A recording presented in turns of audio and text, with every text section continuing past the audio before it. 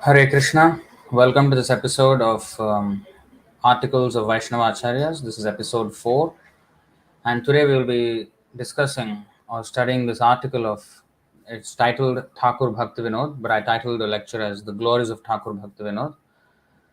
This was written by Bhaktisiddānta Sarasvatī Ṭhākura in 1931 December in the Harmonist Magazine, volume 29, I think issue number 6. Is it? Yeah. So we'll say our Mangalacharan prayers and try to study this article after that. Om Namo Bhagavate Vasudevaya. Om Namo Bhagavate Vasudevaya. Om Namo Bhagavate Vasudevaya.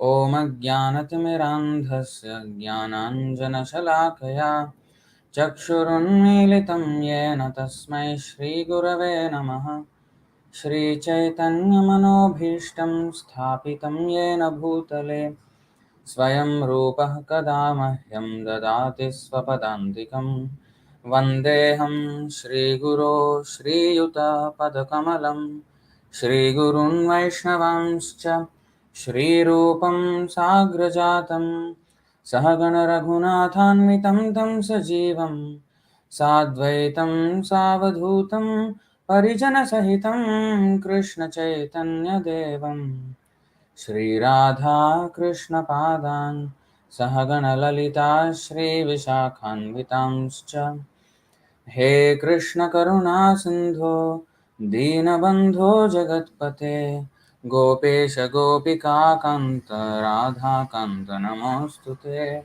तप्तकाञ्चन गौराङ्गी Radhe Vrindavaneshwari वृषभानुसुते देवी प्रणमामि हरिप्रिये वाञ्छाकल्पतरुभ्यश्च कृपासिन्धुभ्य एव च पतितानां पावनेभ्यो वैष्णवेभ्यो नमो नमः नम ॐ विष्णुपादाय कृष्णप्रेष्ठाय भूतले श्रीमते भक्तिवेदान्तस्वामिनिति नामिने नमस्ते सारस्वतीदेवे गौरवाणी प्रचारिणे निर्विशेषशून्यवादी पाश्चात्यदेशतारिणे जय श्री कृष्ण चैतन्य प्रभु नित्यानंद श्री अद्वैत गदाधर श्रीवासादि गौर भक्तवृंद हरे Krishna Krishna Krishna Hare Hare Hare Ram Ram Ram Hare Hare.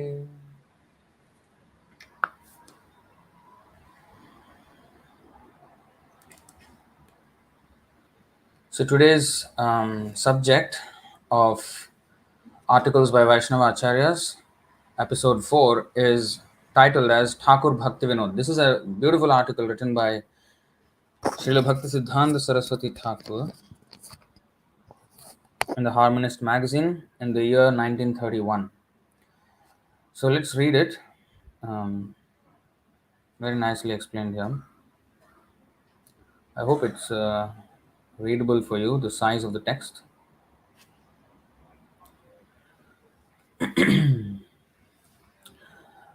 So let's start the article.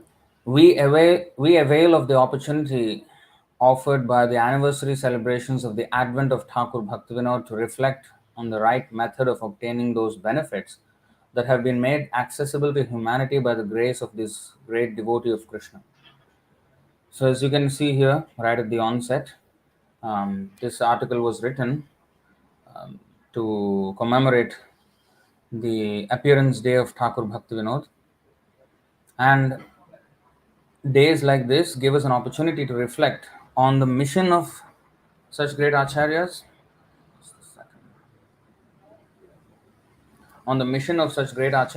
and how we can access the mercy of such great acharyas. So that's why he's saying, we avail of the opportunity offered by the anniversary celebrations of the advent of Thakur Bhaktivinoda to reflect on the right method of obtaining those benefits that have been made accessible to humanity by the grace of this great devotee of Krishna. Now, few things to note, right? The advent of the appearance and disappearance days of the acharyas give us a great opportunity to reflect In fact, recently we observed the disappearance day of Bhaktivinoda Ṭhākura, the same acharya. And on that day, His Grace Sundar Prabhu gave a beautiful class, a lecture, which is streamed live and it's available on our YouTube channel, where he explained why we don't worship demigods, devatas, but we worship the appearance and disappearance days of the acharyas. How the Vaishnava acharyas coming in the authorized sampradaya are more important than even the demigods. Although we're not trying to discredit the demigods because they are great devotees of Krishna as well. But there is a stark difference between a pure devotee of Krishna and the demigods. Although the demigods are exalted devotees, the pure devotee is way more exalted than the demigods. See? So, that's why we say Sakshat Dharitvena Samasta Shastrair Uktas Tatha Bhavyata Eva Sadbhi Kintu Prabhorya Priya Eva Tasya Govind Vande Guru Shri Charana Aravindam. So, the Acharya is so great that he is to be given the same respect and adoration and worship as is given to Krishna himself. Now, so these days, special days, give us the opportunity to reflect on the mercy that the Acharyas have given us. Also, not only the mercy, but how to access, how that mercy actually benefits us and how to access those benefits. Now, what is this mercy? Mercy means just put one hand like this and some rays of light come out from the hand, like they do in Photoshop of some Babas, Acharyas. Is that the mercy? Yes, that is a symbolized way of Krishna does that. I mean, he blesses like that. Ramchandra blesses like that.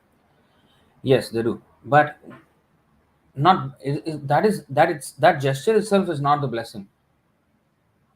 Of course, the Lord's presence itself is a blessing. The Lord's words are a blessing. Everything is a blessing. But what do we understand as blessing? Is it that hand standing like this, facing us? Is that the blessing we want? What is actually mercy? What is a blessing? The blessing is explained.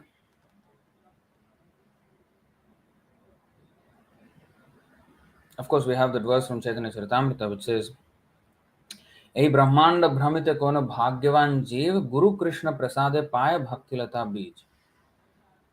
The the seed of devotional service is received by the mercy of Guru and Krishna upon a wandering soul in this material world.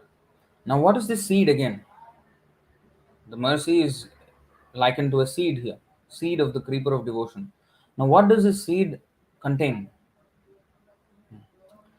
So, that is explained here. I think you have seen this verse before. 10 to 31. स्वयं समुत्तीर्य सुदुस्तरं द्युमन् भवार्णवं भीममदभ्रसौहृदाः भवत्पदाम्भोरुहणावमत्र ते निधाय याताः सदनुग्रहो भवान्. O Lord, who resemble the shining sun, you are always ready to fulfill the desire of your devotee, and therefore you are known as a desire tree, Vancha Kalpataru. When acharyas completely take shelter under your lotus feet in order to cross the fierce ocean of nescience, they leave behind on earth the method by which they cross. And because you are very merciful to your other devotees, you accept this method to help them. Now, this same thing is instructed by Krishna in the Bhagavad Gita. In the Bhagavad Gita, the importance of Sampradaya, Parampara, the disciplic succession, is underscored. Now, in the first three verses of the fourth chapter of Bhagavad Gita, we have one aspect of the parampara, which is how the knowledge descends. How the knowledge of Krishna consciousness descends to this material world, to the conditioned souls from Krishna Loka. That is explained here. 4, 1, 2, and 3. Shri Bhagavanuvacha imam vivasvate yogam proktavana hamavyayam vivasvan manavepraham manurikshvakave bravit. Before we go further, I would request all the devotees to kindly share it with others because so that they can also join in this live stream, because we do not do these Monday live streams for very very long, so they might not know, they might not be ready for it. So if you can remind some of them, that will be a good service. So everybody, all of us, can engage in Krishna Katha, Shravanam Kirtanam. All right. So what is the meaning of this? 4:1. The personality of Godhead, Lord Sri Krishna said, I instructed these imperishable signs of yoga to the sun god, Vivasvan. And Vivasvan instructed it to Manu, the father of mankind, and Manu in turn instructed it to Ikshvaku. So the knowledge is being passed down through this parampara system, and we are getting to access that knowledge if we are fortunate. Then second verse, Evam parampara praptam imam rajarshayo viduhu sakaleneha mahata yogo nashtah parantapa. This supreme science was thus received through the chain of disciplic succession, and the saintly kings understood it in that way. But in course of time, the succession was broken, and therefore the science as it is appears to be lost. So this is handed down by the chain of disciplic succession, the supreme science. Okay? So the acharya, Krishna is doing his part of making the science of Krishna consciousness accessible to the conditioned souls through himself, through his pastimes, through his words, and then through the literatures that he leaves behind. And then he sends acharyas, who are his pure devotees, to continue teaching that according to the time and circumstance of their particular situation. Now, third verse. Sa evayam mayatedya yogah proktah puratanah bhaktosi me sakhacheti rahasyam hyetaduttamam. That very ancient science of the relationship with the Supreme is today told by me to you because you are my devotee as well as my friend, and can therefore understand the transcendental mystery of this science. So a devotee can understand this. So this is how the knowledge is passed down in the parampara system, right? So that is the mercy. Now, how are we to access such mercy? Because the acharyas are always merciful, the devotees are always merciful. But why different people are having different results associating with the same parampara, the same acharya, the same group of devotees? Why different devotees are getting different results? Some are accepting it wholeheartedly and surrendering and making advancement. Some people think that there are faults with the acharya. Oh, he shouldn't have done like that, shouldn't have done like this. And sometimes they may accept the acharya, then they find fault with devotees, or they accept everything but they don't take it so seriously in their lives, and hence they remain stagnated. So there are multiple reasons um, and multiple outcomes in the devotees. Not all devotees get the same result. When the mercy is the same, why is the result not the same? Because it also depends on how the disciple accepts or accesses such mercy, and that is the exact words that are used here by Bhaktisiddānta Sarasvatī Ṭhākura. You see, we avail of the opportunity offered by the Advent celebrations of Bhaktivinoda Ṭhākura to reflect on the right method of obtaining those benefits that have been made accessible to humanity by the grace of this great devotee of Krishna. What is the right method of obtaining those benefits? Very important sentence. You see how important this is. So, going back to the Bhagavad Gita here. So here, Krishna has done his part to disseminate the knowledge and continue the parampara. Even to this day, Prabhupada's books are here to guide us, right? How to access. That is also stated by Krishna. 4:10, let's say. Vitaraga bhaya krodha manmaya mamupashritah bahavo jnana tapasa putamad. Now, being freed from attachment, fear, and anger, being fully absorbed in me and taking refuge in me, many persons in the past became purified by knowledge of me. And thus they all attained transcendental love for me. Now, this is to encourage everyone that spiritual life is not that not this inaccessible thing which is very, very out of reach. No, it is definitely, yes, it's the highest standard of purity, but it's not out of reach. And Krishna is encouraging. Although in other parts, seventh chapter, he says, out of millions, only one may take to this seriously. But still, those statistics actually don't matter to us. When we want to, you know, make advancement in Krishna consciousness, oh, one in millions or billions will take to it. So maybe I've not made the cut. It doesn't matter at all, the statistics, because statistics are, yes, that's an observation, but if I want to take it seriously, there's nothing in this world that can stop me. All these statistics, I will be in the minority of those statistics. I will be those one in the millions if I take it sincerely. And if I don't take it sincerely, then I will be the rest of them, the 99.99999% who do not take to it. So it entirely is on our sincerity and how we choose the right method to accept these, access these, obtain the benefits of these mercy that is left by the acharyas.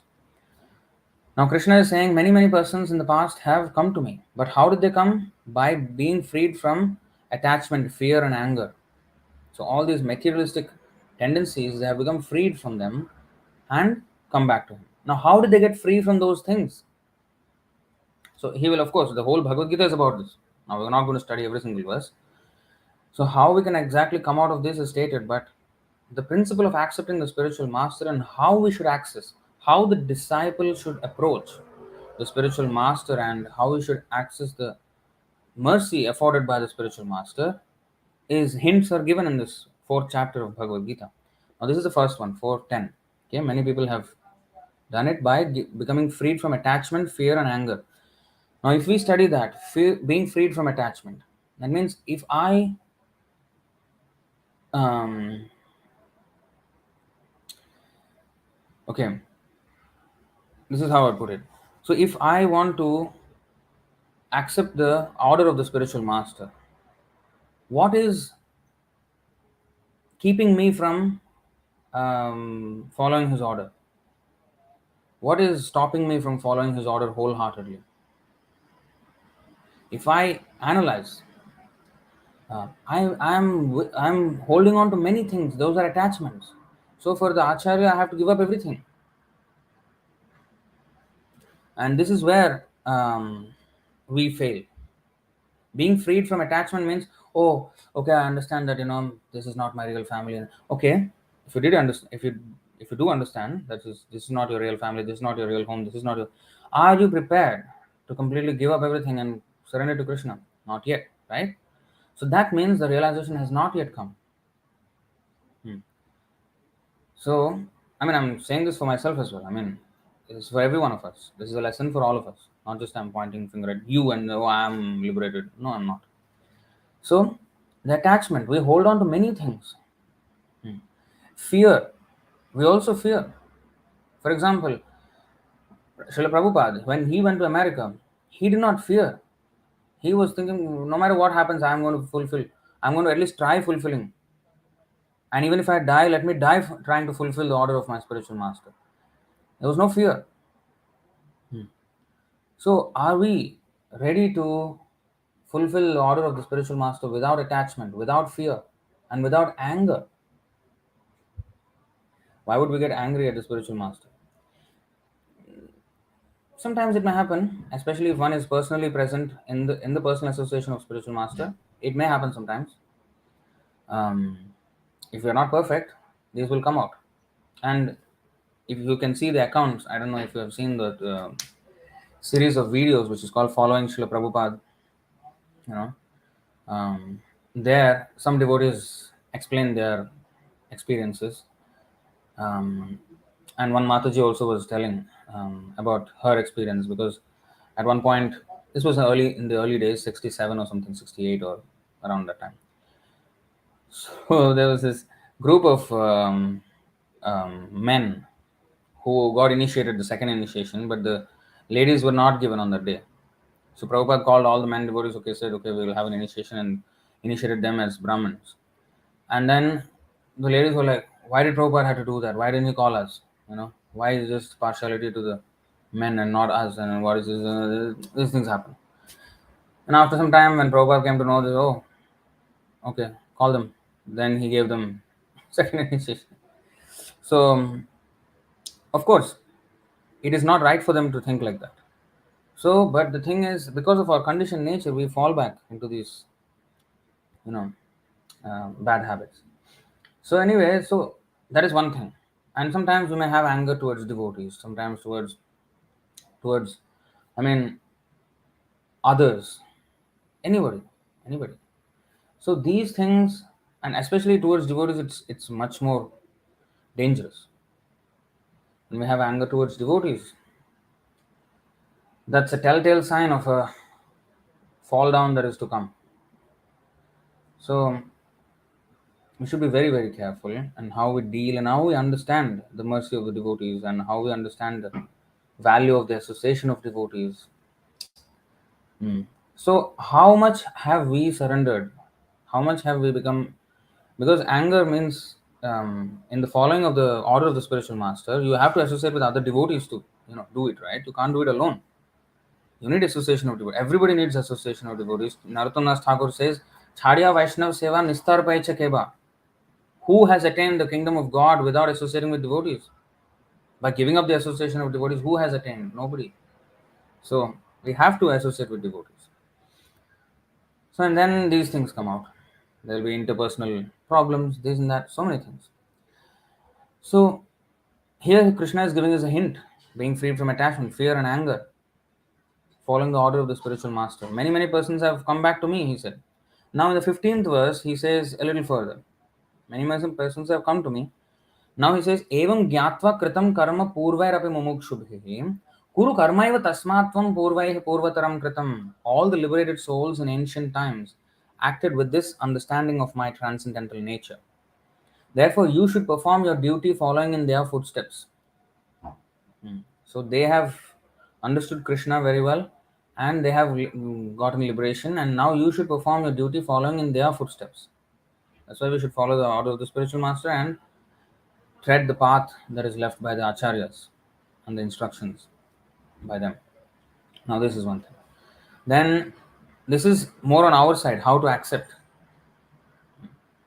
So, they have accepted Krishna's knowledge as it is, and they have become liberated. Now, Krishna is asking you also follow their footsteps and be liberated yourself. Okay? Now, how to approach? Tadvidhi pranipatena pariprashnena sevaya upadekshantu te jnanam jnanena tattvadarshinaha. Just try to learn the truth by approaching a spiritual master. Inquire from him submissively and render service unto him. The self-realized souls can impart knowledge unto you because they have seen the truth. So, the self-realized soul, he can see the truth. It means he is seeing the absolute truth, Krishna.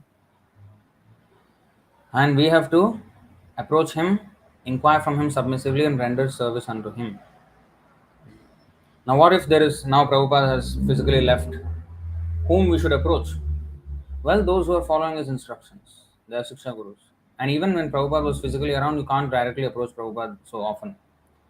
Only the initial devotees, they could access Prabhupada more.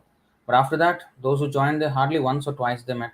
Even His Grace Nugopal Prabhu, he was initiated by Prabhupada but never met him. Never met him even once. So, how to approach them? The body of association the body of devotees are there. The system set up by Srila Prabhupada. That's why this temple system is a system set up by Prabhupada. And if we are associating with the temple, the devotees, then we are associating with Prabhupada. And we have to inquire from them submissively and render service with a nice service attitude. Then we can have access to this knowledge and we'll be realized. We can realize our, we can become realized souls. This is the way to go.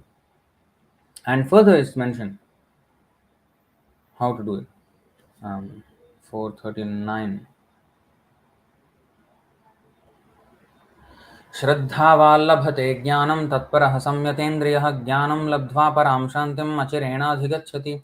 A faithful man who is dedicated to transcendental knowledge, dedicated to the knowledge given by the spiritual master, dedicated to it.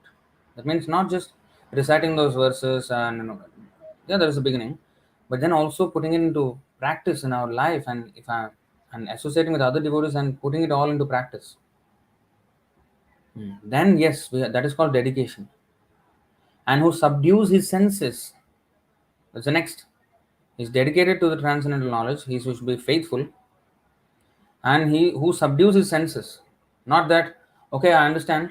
Okay, then I'll do whatever my roaming senses will dictate to me. If I follow their orders, then what did I understand? What? Where is the subduing of the senses? And then, Shraddhaval Labhate Jnanam Tatparaha, very attached.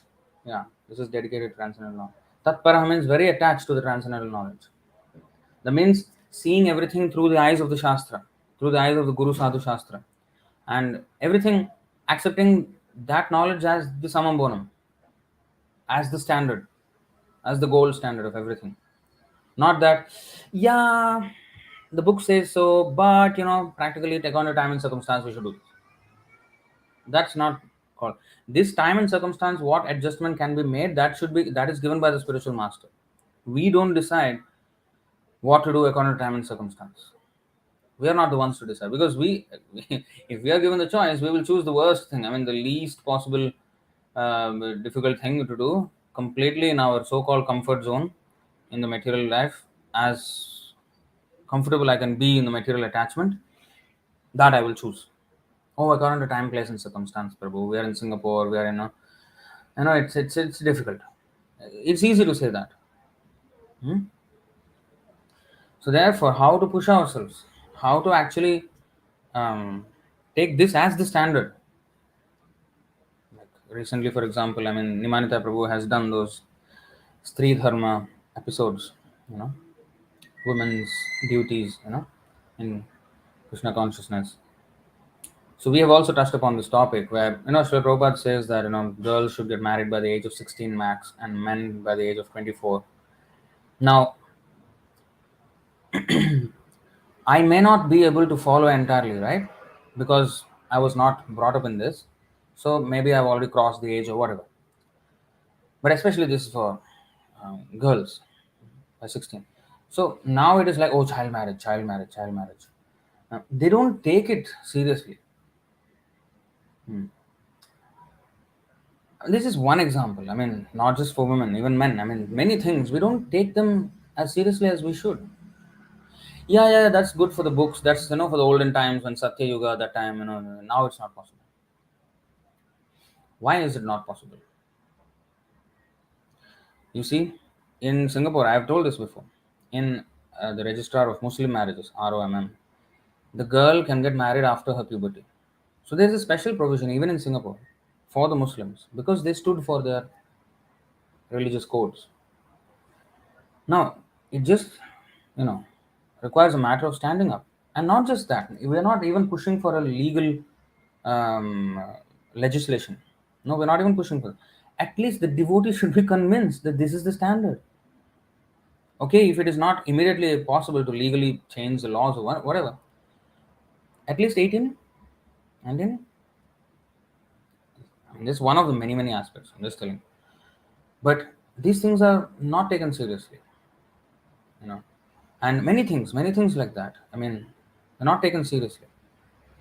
Oh, don't associate with karmis, but uh, we associate daily in the workplace and so with so many people. How can we expect to make advancement when we don't take these things seriously? That's why Bhaktisiddānta Sarasvatī Ṭhākura said to reflect on how to obtain the benefits that have been afforded by the acharya. So a faithful man who's dedicated to transcendental knowledge and who subdues his senses, he is eligible to achieve such knowledge. Others cannot. So the same thing, if we do not have the same disposition, then it's not, we cannot get. So that is therefore a classic example of how Arjuna accepted Krishna is here. Sarvametadritam manye yanmam vadasi Keshava nahite bhagavan vyaktim vidur devana danavaha. O Krishna, I totally accept as truth all that you have told me. Neither the demigods nor the demons, O Lord, can understand your personality. This is the thing. Interesting. This statement has interesting things. Oh Lord, nobody can understand you. If we apply logic with our own brain, we cannot understand. So what I instead do is not try to understand you, but accept whatever you say. And what did Krishna say? Krishna said, "What are you doing in this battlefield, lamenting and all this? You should fight." And was that a real moral thing to do from a materialistic point of view? To kill your own family members? Is that a moral, proper instruction? It doesn't look like, isn't it? Does it? So, but Arjuna says, I accept it. I accept whatever you have told me. And finally, not only in mind he accepts, but now his determination has come to the point of acting on that. He says, Karishye vachanam tava, nashtamoha smritirlabdha, tvat prasadan mayachyuta sthitosmi gatasandeha, karishye vachanam tava. Now I have no more sandeha, no more doubts. I am ready to do whatever you want. See? Arjuna said, My dear Krishna, O infallible one, my illusion is now gone. I have regained my memory by your mercy and I am now firm and free from doubt and am prepared to act according to the instructions. This prepared to act according to the instructions is the how much we are prepared to act according to the instructions determines our speed of advancement, our level of advancement, our immunity from fall down. Everything is dependent on this one thing, Karishye Vachanam Tava. How seriously we say that. So, Karishye Vachanam Tava, Prabhupada says, A mantra siddhi in his song, Vrindavane Bhajan song. He says, Karishye Vachanam Tava, A mantra siddhi. This is the perfection of mantras. What is that? I will do whatever you say. Even when we are chanting Hare Krishna, Krishna Krishna, Hare Hare, Hare Ram, Ram Ram, Hare Hare. What is the mantra? What is the meaning of that mantra? Krishna, Radha, Krishna, please engage me in your service. And when we say engage me in your service, it comes with terms and conditions, right? So it's not the directly Krishna service. That is Priya Narma Sakhis, they all have that. If I say that I want to directly serve Krishna, that means I want to be directly as good as Lalita Vishakha and all this Nanda Maharaj and Yashoda Maya and all those cowherd boyfriends. Am I one with them? To consider oneself one with the personal associates of Krishna is also Mayavad, Prabhupada said. To consider oneself one with Krishna is Mayavad. To consider oneself one with the confidential devotees of Krishna is also Mayavad. Our position should be dāsa dāsānu dāsa. Bhrityasya, what is that?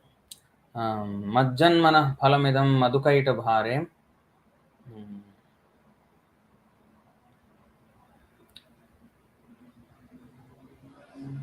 Yeah, matprarthaniya madanugraha esha eva. Majjanmana phalamidam madhukaita bhare matprarthaniya madanugraha esha eva. Tvadbhritya bhritya paricharaka bhritya bhritya bhrityasya bhritya iti mam smara lokanatha. So bhritya means servant, paricharaka means servant. Tvadbhritya bhritya paricharaka bhritya bhritya bhrityasya bhritya iti mam smara lokanatha. Servant of the servant of the servant of the servant of the servant of the servant of the servant of your servant. That position is proper humility. And that is this parampara system. We are trying to serve Prabhupada, who is a servant of his guru, who is a servant of his guru, like that. This is parampara system. And even in Prabhupada's, in the devotees association, we have to do like that. Servant of the servant of the servant. Never trying to become the master. The moment we try to become the master, even in service, if we think like that, then we will fall down. Then that means we are trying to supersede other devotees. So we have to always maintain that service. And the more we become humble, the more Krishna will make arrangement for the glorification of such devotee. And we should not be coveting such glorification. We should just engage in the service, menially. See? Prepared to act according to instructions. So, how much prepared are we? That is the question. And how to, okay, if I'm not that prepared, how to prepare myself then? What should I do so that I can be prepared to act according to instructions of Krishna and the Guru? 100%.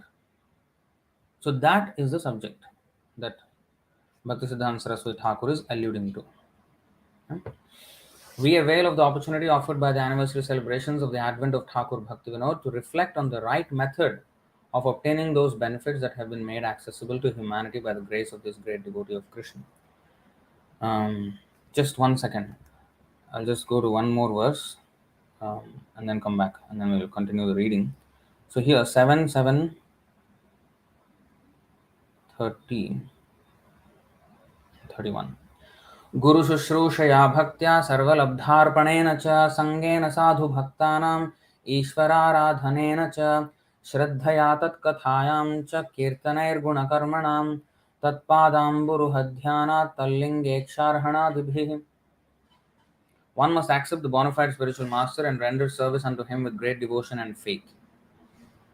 Whatever one has in one's possession should be offered to the spiritual master, and in the association of saintly persons, you see, whatever one has in one's possession should be offered to the spiritual master, and in the association of saintly persons and devotees, one should worship the Lord, hear the glories of the Lord with faith, glorify the transcendental qualities and activities of the Lord, always meditate on the Lord's lotus feet, and worship the deity of the Lord strictly according to the injunctions of the Shastra and Guru. So, these things must be done. And there are, of course, many details to each of these things, they are to be done, but we're not going to go into the details, just the principles. Now, to practice Bhakti Yoga, one must first accept a bona fide spiritual master. Śrīla Rupa Goswami in his Bhakti Rasamrita Sindhu advises, Guru Padashrayas Tasmat Krishna Dikshadi Shikshanam Vishrambhena Guroh Seva Sadhu Vartmanu Vartanam Sadharma Prichha Bhogadi Tyagaha Krishnasya Hetave.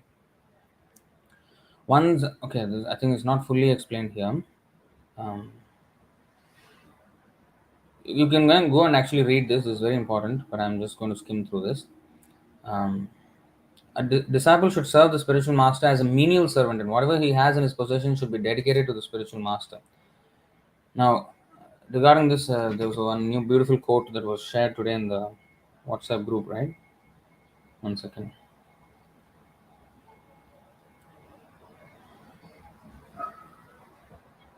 There was a nice quote that was shared.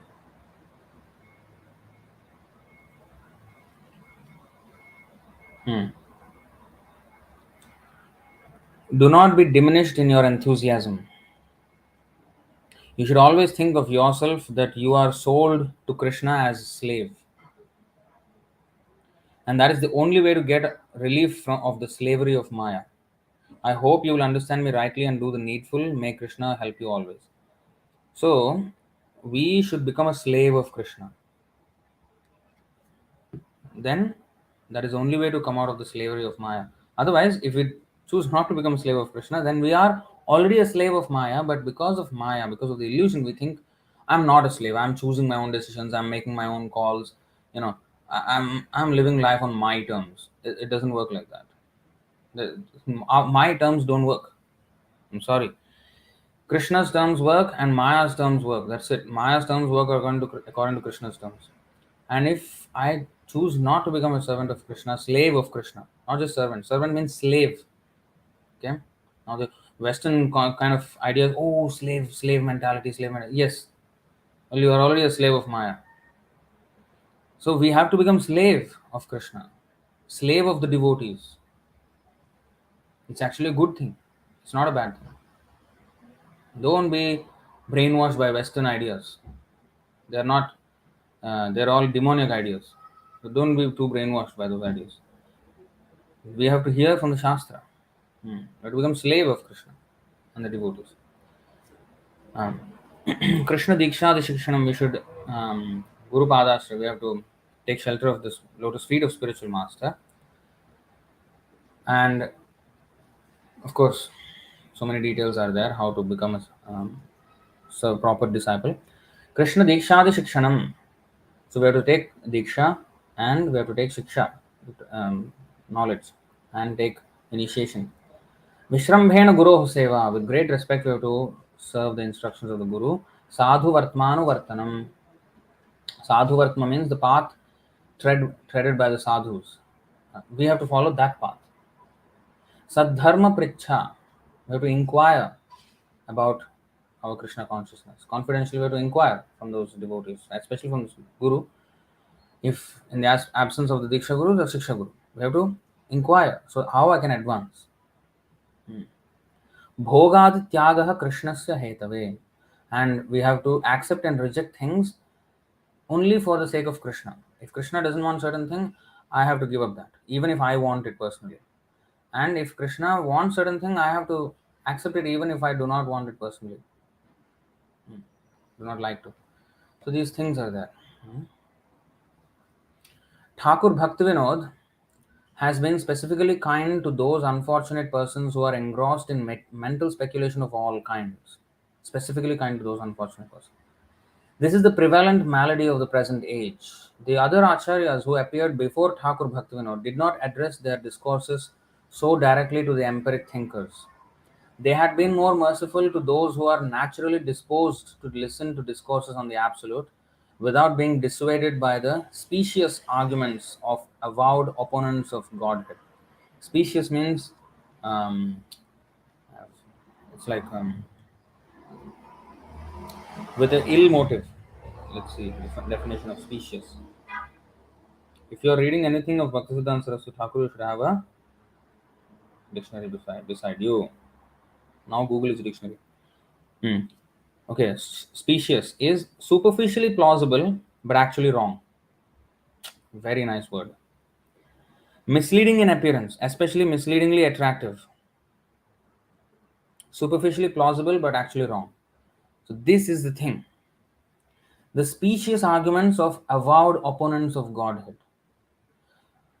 So to even turn them into this, this is Bhaktivinoda Thakur's speciality.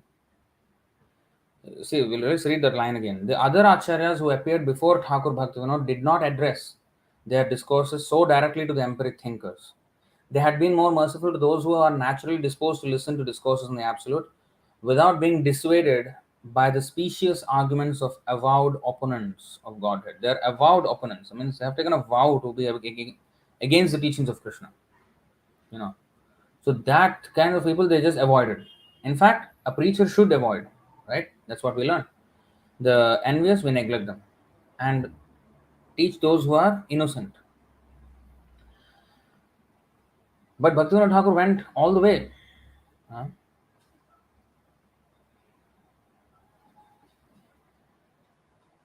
To, in fact, attack those arguments presented by these cheaters. Superficially plausible but actually wrong means that is cheating. You're presenting one thing as another.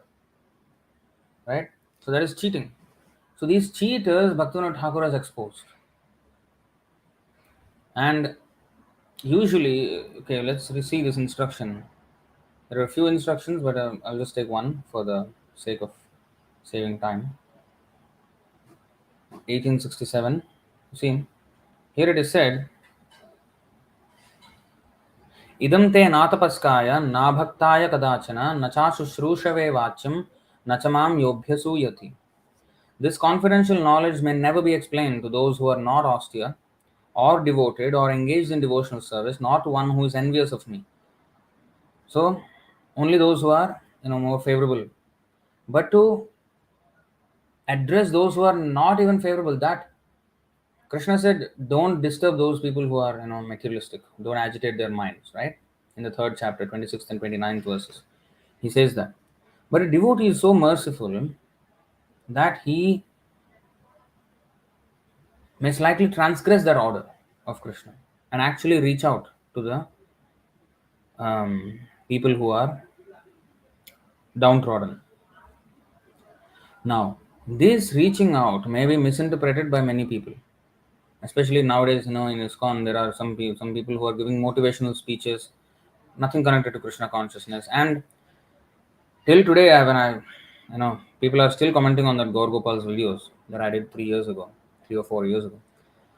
So they're saying that he is reaching out to people who are who would never come and contact Krishna consciousness. He is saving them. Now, how it is done, this outreach should be learned from the Guru, not invent our own ways. Srila Prabhupada went to America and dealt with people who are completely off track. like nowhere close. But he brought them. How did he bring them? Not preaching something else and then trick them into devotional service. No. He used Krishna consciousness movement, the chanting, the prasadam. Yeah, they may not like the philosophy as much, but there were some who were liking the philosophy. But at least by the chanting and prasadam, they were attracted, and then eventually they came associated with devotees, and then heard the classes, and they were engaged like in that way. So you see, so this is important. How this is to be done. So we should not invent other ways to do it. What is given by the acharya, that much. So Bhaktivinoda Thakur, being the acharya, he went beyond being merciful to just those who are naturally disposed towards Krishna consciousness, but even encountered those who are against, avowed opponents of Godhead. Now, whether such avowed opponents of Godhead would take his teaching seriously, that doesn't matter. Because even if they did not, some of their innocent followers would and turn to devotional service. So it's always worth it. Śrīla Thakur Bhaktivinoda has taken the trouble of meeting the perverse arguments of mental speculationists by the superior transcendental logic of the absolute truth. It is thus possible for the average modern readers to profit by the perusal of his writings. That means by the study of his writings. So he is, in fact, Chaitanya Shikshamrita or something, he wrote one book presenting the Krishna consciousness philosophy as the supreme and comparing it with every other philosophy of the world, every other religion and every other philosophy of the world, and how he presented Krishna consciousness as the supreme. So that will give conviction to the reader who is trying to access his teachings, that oh, I was actually supreme. Not that somebody gives some argument and I don't know how to counter it. So Bhaktivinoda Thakur is doing this or did this, and same with Bhaktisiddānta Sarasvatī Ṭhākura and Prabhupada. They did this. Those opponents may not get convinced because of their lack of surrender, whatever. But the devotees will get strengthened. Their conviction will get strengthened, right? So because Prabhupada is dealing with these so-called elites of the world, when he had discussions with leaders of societies, and he was having these conversations, and he was presenting Krishna consciousness as the supreme, and he defeated the arguments of the opposing party. So in this way, if we see the Bhaktivinoda Thakur's writing, Bhaktisiddānta Sarasvatī Ṭhākura's writing, so when we see that, oh yes, logic, this acharya has applied logic and it actually defeated their argument, which are specious. Specious means superficially plausible, but actually wrong. You see? So those kinds of things are very hard to detect. Hard to detect. Because we confuse them with material morality and, it sounds correct. Yeah, actually this is right, but actually wrong from the spiritual point of view. So these things we cannot detect. We are not equipped. We are ill-equipped. So the acharyas, they show us how to do it. And when they do it, oh wow, this is good. So then we become even more confident in our Krishna consciousness, our path, and we can meet opposing elements confidently, and our faith, protecting our own faith in the Krishna consciousness in this way. It is thus possible, so reading on, it is thus possible for the average modern readers to profit by the perusal of his writings. That day is not far distant when the priceless volumes penned by Thakur Bhaktivinoda will be reverently translated by the recipients of his grace into all the languages of the world. Well, Prabhupada's books have already been translated. Now, Bhaktivinoda Thakur's books also will be translated. Eventually, everything will be available. The writings of Thakur Bhaktivinoda provide the golden bridge by which the mental speculationist can safely cross the raging waters of fruitless empiric controversies that trouble the peace of those who choose to trust in their guidance for finding the truth. Beautiful sentence. The articulation of Bhaktisiddānta Sarasvatī Ṭhākura is just amazing. How he packs so much power in one sentence. is just mind-boggling. Let's read that again. The writings of Thakur Bhaktivinoda provide the golden bridge by which the mental speculationist can safely cross the raging waters of fruitless empiric controversies that trouble the peace of those who choose to trust in their guidance for finding the truth. If I want to show a verse that shows this point, it is this.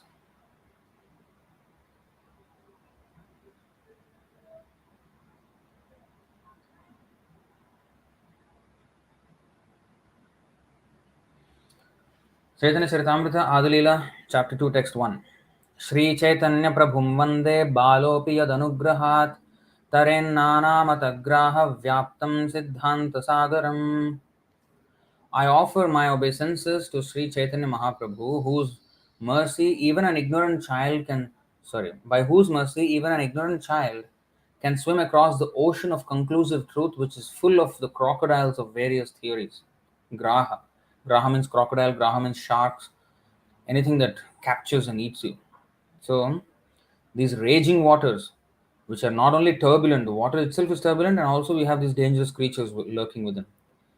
So, that we can cross, it's a golden bridge. The writings of Bhaktivinoda Ṭhākura provide the golden bridge by which the mental speculationists can safely cross the raging waters of fruitless empiric controversies. Actually, if you go the empiric route, just empiric route means just speculating about the absolute truth, you will end up with so many controversies. You cannot solve it. We cannot solve such controversies. But easily you can cross it if you take to the writings of Bhaktivinoda Ṭhākura and of course Śrīla Prabhupada. If we trust the guidance of speculations and those speculationists and those empiric, thoughts, then we will be devoured by this ocean. As soon as the sympathetic reader is in a position to appreciate the sterling quality of Thakur Bhaktivinoda's philosophy, the entire vista of the revealed literatures of the world will automatically open out to his reclaimed vision. Sentences, the articulation is just so poetic. He's actually writing prose, but it's so poetic and metaphorical, and everything is so nice. So, anyway, so the sympathetic reader means those who try to understand and those who actually understand Bhaktivinoda Thakur's writing, the sterling quality and appreciate the sterling quality, means the absolute top-notch quality of Bhaktivinoda Thakur's philosophy, the entire vista of the revealed literatures, the entire gamut of revealed literatures of the world will automatically open out to his reclaimed vision. What is reclaimed vision? What does this reclaimed vision means? Vision means to see. Reclaimed means somebody who has lost the vision and reclaimed it. So that is our thing. We have lost our vision, right? Om Ajnanatimirandhasya Jnananjana Shalakaya Chakshurunmilitam Yena Tasmai Shri Gurave Namaha. So we have become blinded by lust, by materialism. Now reclaimed vision means our eyes are again opened by such philosophy of Bhaktivinoda Ṭhākura. And then we will understand the purpose of the entire revealed scriptures of the world. We will understand we don't need to even separately read other scriptures. We already understand the entire purpose of every scripture that exists. And that is true. Those who really understand the philosophy of Srila Prabhupada's books, they understand all religion perfectly well. There have, however, already arisen serious misunderstandings regarding the proper interpretation of the life and teachings of Srila Thakur Bhaktivinoda. Those who suppose they understand the meaning of his message without securing the guiding grace of the acharya are disposed to unduly favor the method of empiric study of his writings. There are persons who have got by heart almost everything that he wrote without being able to catch the least particle of his meaning. They are disposed to unduly favor the method of empiric study of his writings. So sometimes they may imitate Bhaktivinoda Ṭhākura, you know, in some things, but they don't really understand the real intentions of Bhaktivinoda Ṭhākura. And there are persons who have gotten by heart almost everything that he wrote. That means they're in their memory, without being able to catch the least particle of his meaning. This also can happen. Hmm. Such study cannot benefit.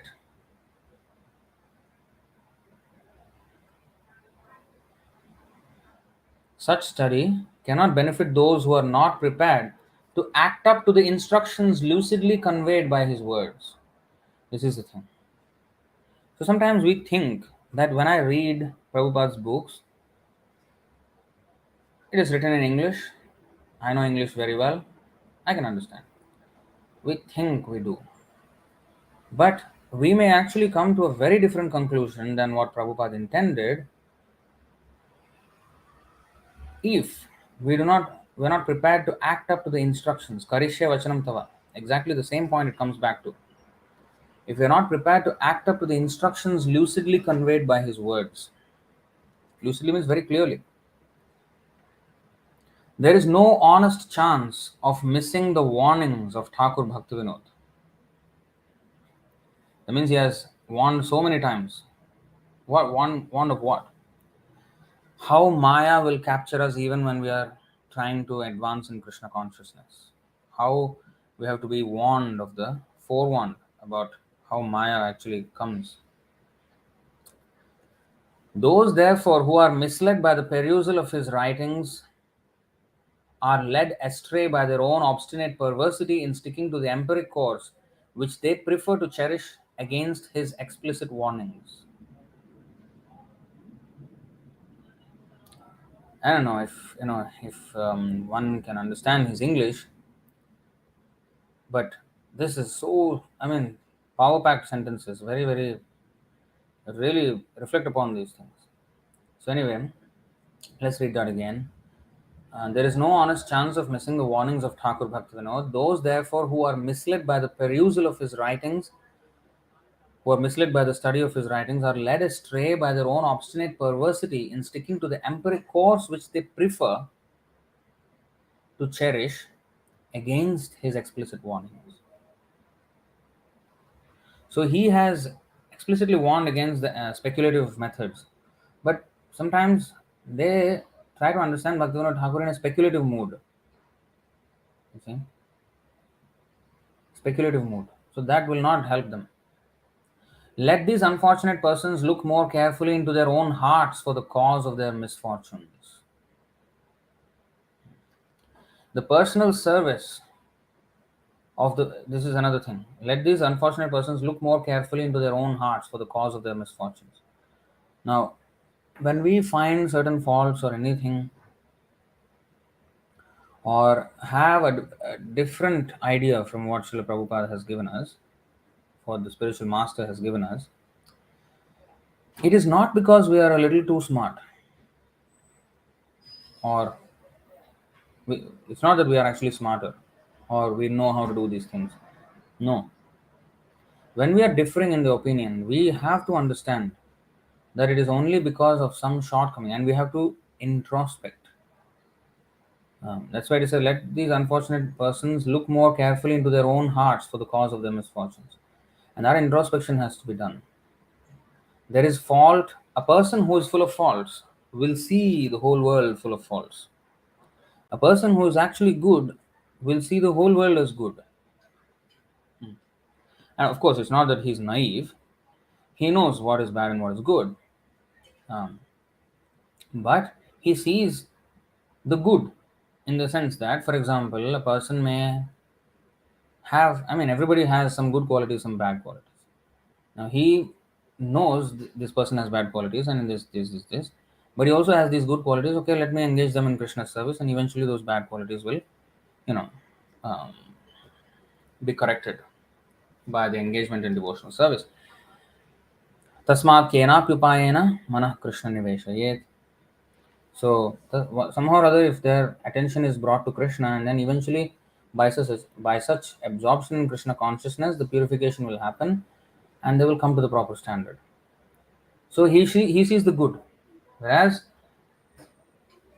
I will always be inclined to see the worst side of things if I am filled with, you know, impurity. I will see the whole world as impure. That's why when in one, I don't know if any of you have listened to this particular lecture of Srila Prabhupada, where I think it's 111, Srimad Bhagavatam 111, Canto 1, Chapter 1, Verse 1. And at the end of the lecture, there's this somebody asks a question that to Prabhupada that in temple also there is full of Maya.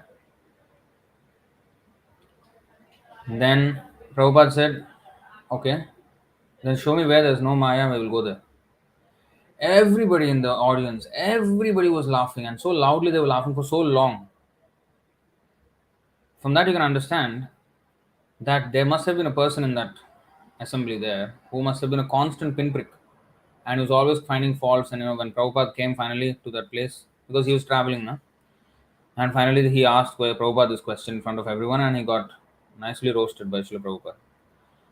He said, tell me the place where there is no Maya, we'll go there.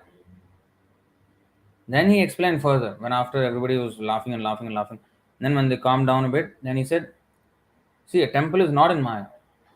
Because I am in Maya, I think the temple is also in Maya. But I see Atmavan Manyate Jagat. And because I have all these things, I impose these things. I may see the same things, oh, this is, these are the things happening here. I may find so many forward, this temple is full of Maya. Devotees are full of Maya. So, the thing is, a temple is the only place where we can come out of Maya. But if we try to find fault and distance ourselves from the temple, then we have no chance. We should not be proud enough that alone I can do it. I cannot. I can give it in writing. Nobody will make it. Nobody. So this is all mode of passion.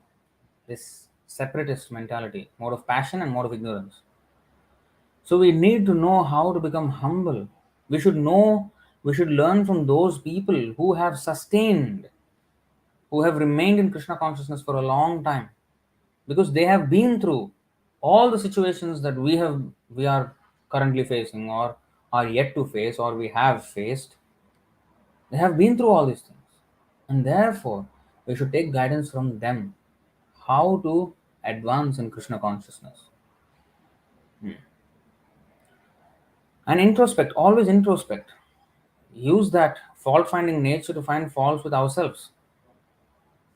That is the best use of fault finding nature. Where I can improve, where I can improve. Let's not bother about others here and there, here and there. Let me worry about myself.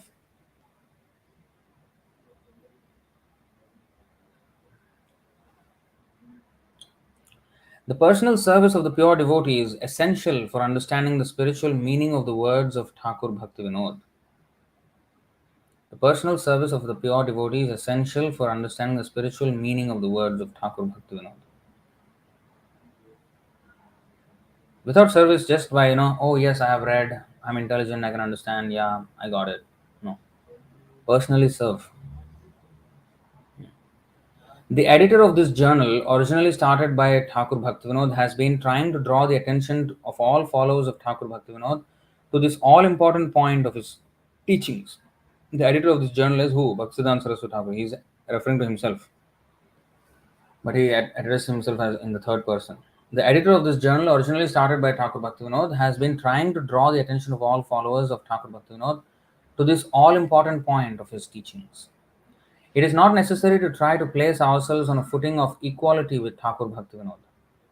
We are not likely to benefit by any mechanical imitation of any practices of Thakur Bhaktivinoda on the opportunist principle that they may be convenient for us to adopt.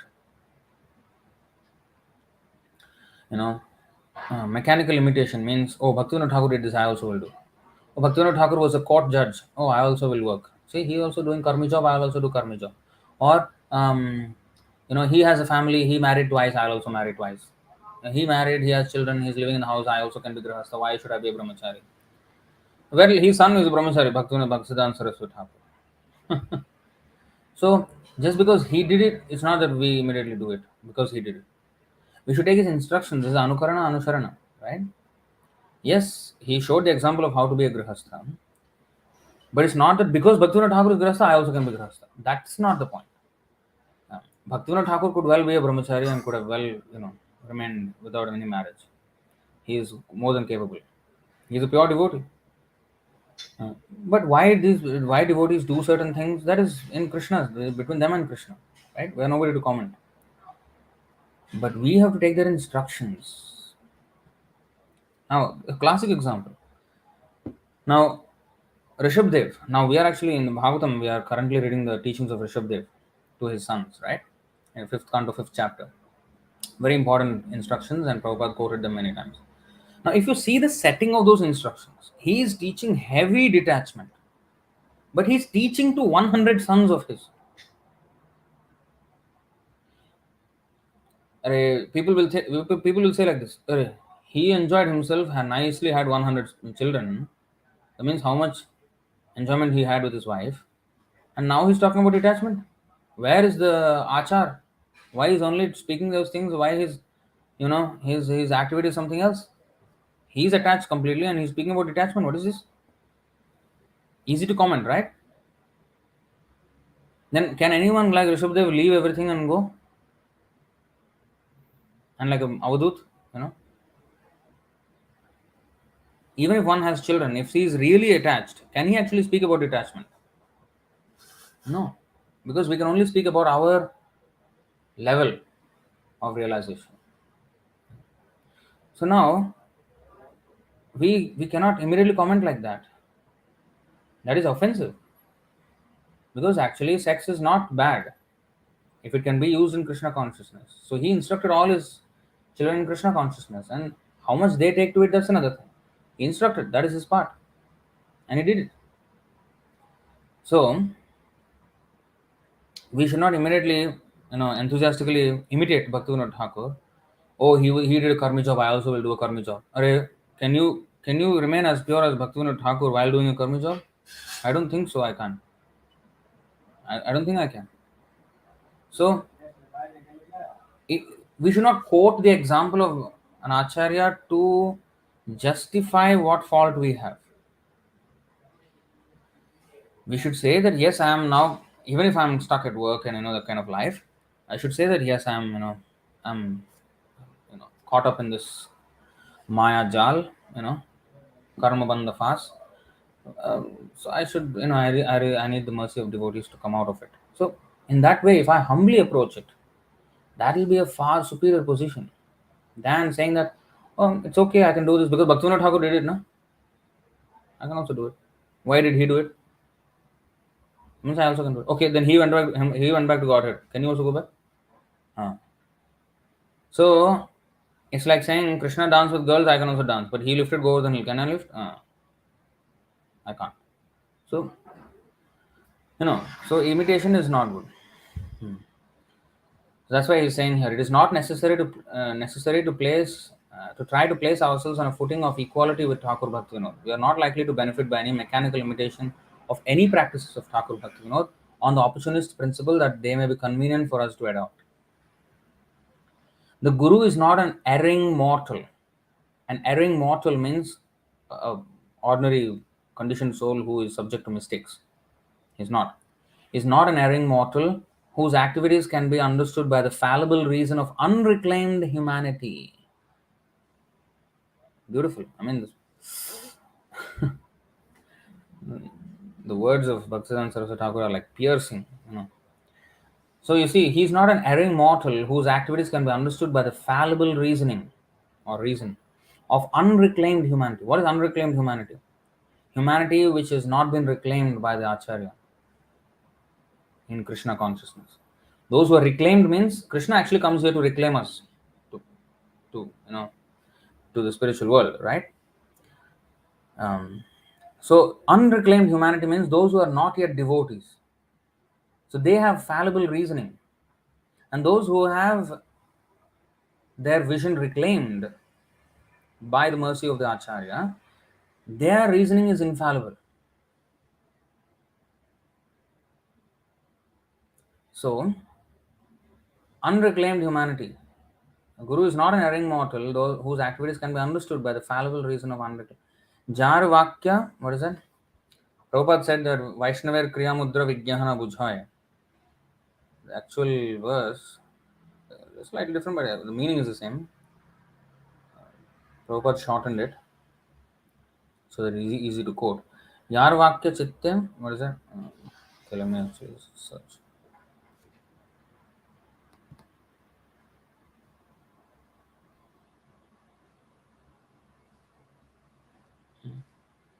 2339. Madhyalila, Chaitanya Charitamrita Madhyalila 23.29. 39, sorry. Jar Chitte Krishna Prema Koraya Uday, Tar Vakya Kriya Mudra Vijnana Bujhoy. Even the most learned man cannot understand the words, activities, and symptoms of a person situated in love of Godhead. Cannot understand.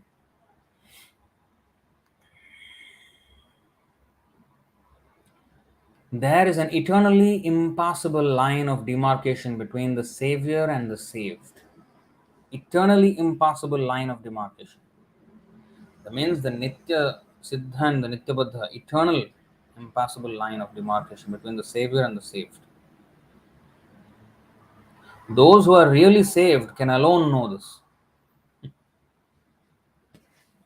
Thakur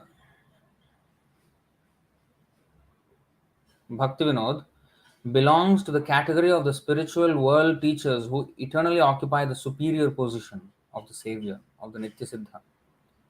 The present editor has all along felt in his paramount, the present editor has all along felt it his paramount duty to try to clear up the meaning of the life and teachings of Thakur Bhaktivinoda by the method of submissive listening to the transcendental sound from the lips of the pure devotee.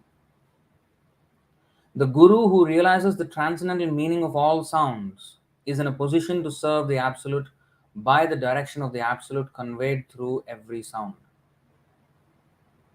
The Guru who realizes the transcendental meaning of all sounds is in a position to serve the Absolute by the direction of the Absolute conveyed through every sound. The transcendental sound is Godhead. The mundane sound is non Godhead. All sound has got these opposite aptitudes.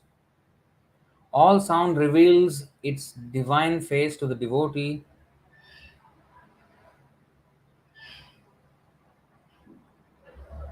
and only presents its deluding aspect to the empiric pedant. Pedant. Let's see what's a pedant.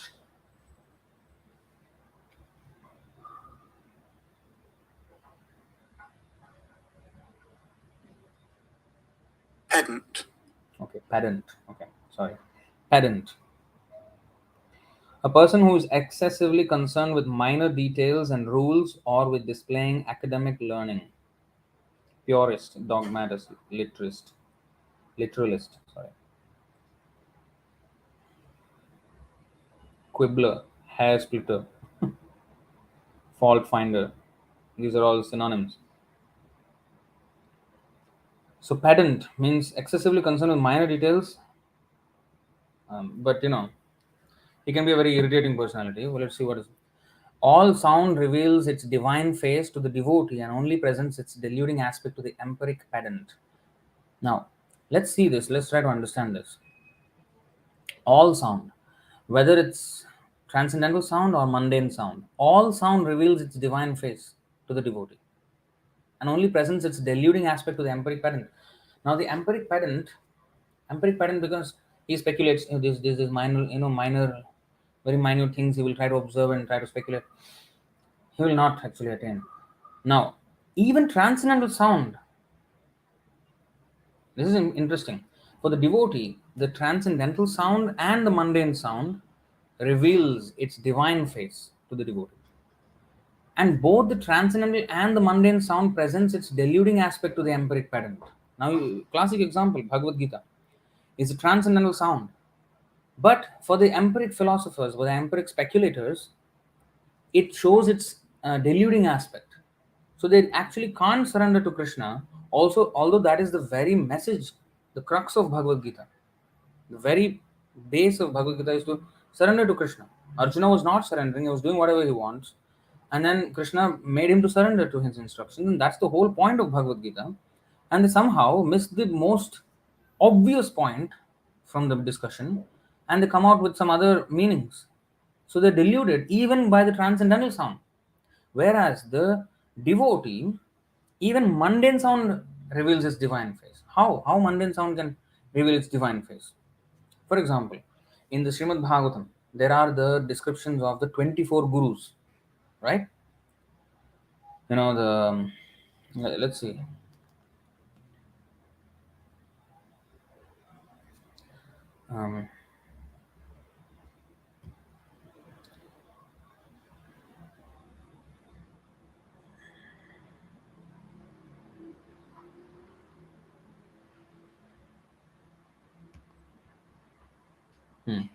11, 7, 33 and 30, 33 to 35. पृथ्वी वायुराकाशम् आपोऽग्निश्चन्द्रमा रविः कपोतो जगरः सिन्धुः पतङ्गो मधुकृद्गजः मधुहा हरिणो मीनः पिङ्गलाकुररो कुररोर्भकः कुमारी शरकृत्सर्प ऊर्णनाभिः सुपेशकृत् एते मे गुरवो राजन् चतुर्विंशतिराश्रिताः शिक्षावृत्तिभिरेतेषाम् अन्वशिक्षम् इहात्मनः. O king, I have taken shelter of the 24 gurus, who are the following: the earth, air, sky, water, fire, moon, sun, pigeon, python, sea, moth, honeybee, elephant, and honey thief, the deer, fish, prostitute, pingala, the kurara bird, the child, young girl, arrow maker, serpent, spider, and wasp. Now, what are the sounds they are making? What are the things they are doing? Completely, I mean, they don't even know what to do. But they are gurus of this person, particular person. Why? How? And the explanation is given.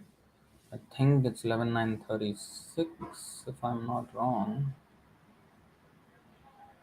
No, there's no such verse.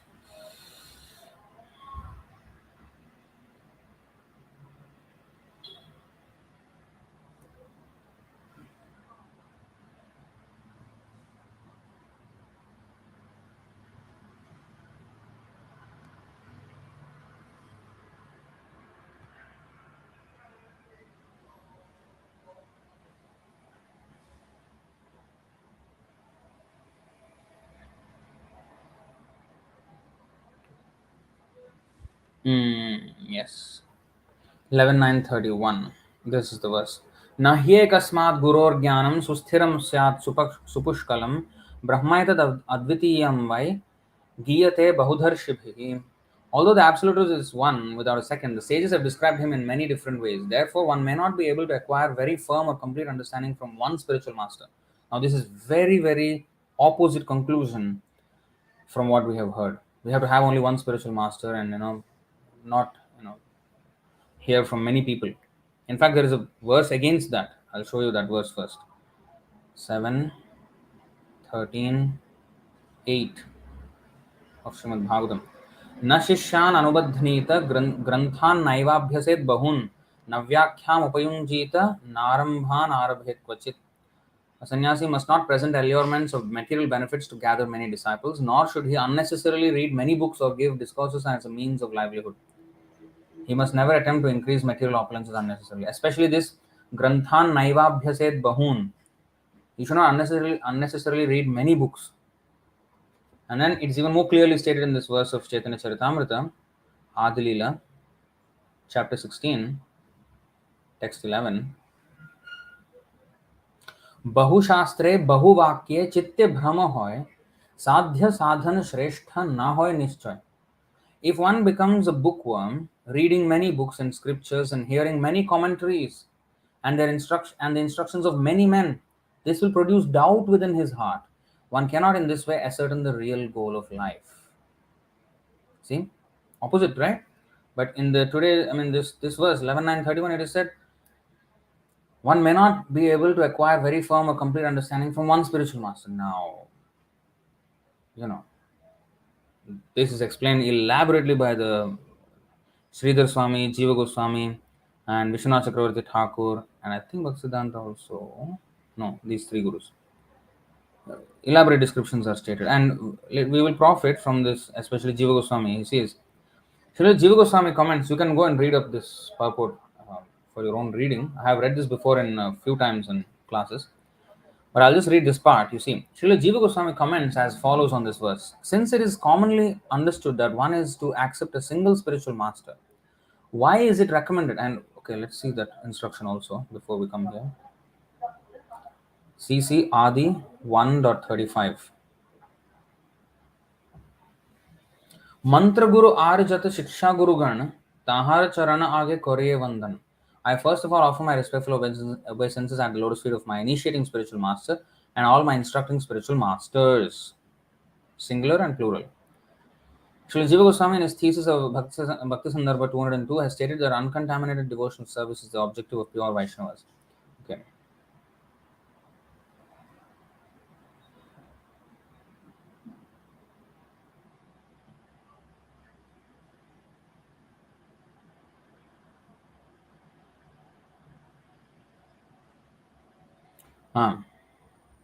A devotee must have only one initiating spiritual master because in the scriptures, acceptance of more than one is always forbidden.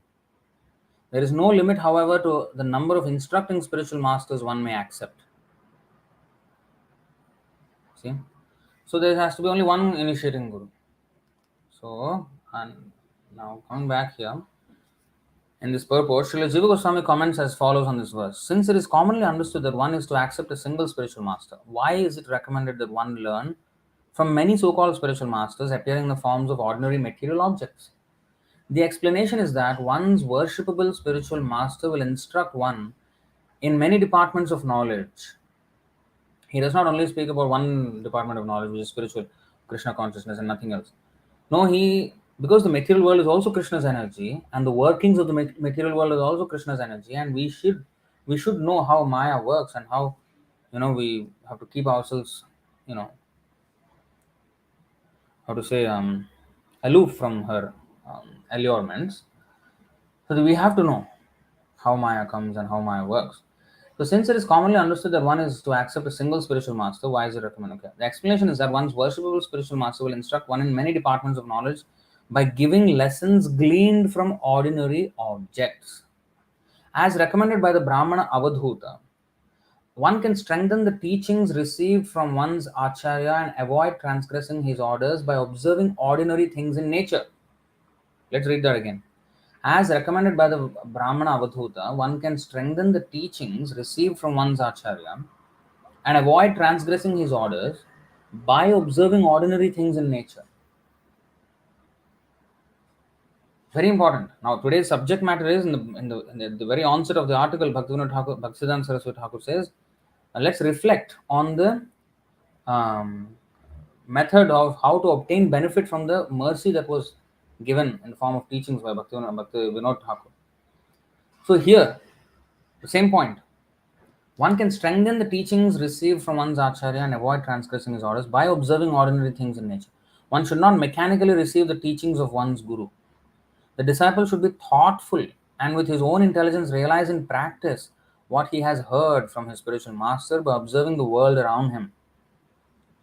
In this sense, one may accept many gurus, though not those who preach against the knowledge received from the bona fide spiritual master.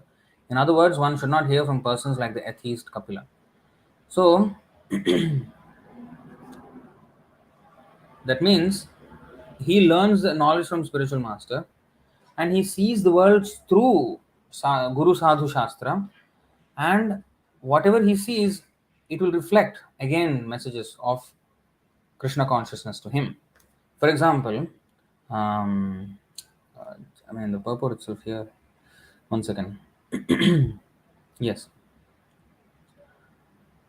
Okay, let's go to this verse first. 4:28:41.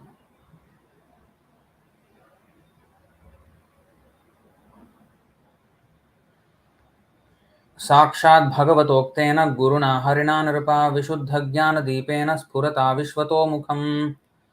Vishwatomukham means all angles of vision. In this way, King Malayadhwaja attained perfect knowledge because in his pure state he was directly instructed by the Supreme Personality of Godhead. By means of such enlightening transcendental knowledge, By the means of such enlightening transcendental knowledge, he could understand everything from all angles of vision. In this verse, the words Sakshat Bhagavatoktena Guruna Harina are very significant. The Supreme Personality of Godhead speaks directly to the individual soul when the devotee has completely purified himself by rendering devotional service to the Lord. Lord Krishna confirms this also in Bhagavad Gita 10:10. Tesham satata yuktanam bhajatam pritipurvakam dadami buddhi yogam tam yena mam upayanti te. To those who are constantly devoted and worship me with love, I give the understanding by which they can come to me. The Lord is the super soul seated in everyone's heart, and he acts as the Chaitya Guru, the spiritual master within. However, he gives direct instructions only to the advanced pure devotees. In the beginning, when a devotee is serious and sincere, the Lord gives him directions from within to approach a bona fide spiritual master. When one is trained by the spiritual master according to the regulative principles of devotional service and is situated on the platform of spontaneous attachment for the Lord, Raga Bhakti, the Lord also gives instructions from within. Tesham satata yuktanam bhajatam pritipurvakam.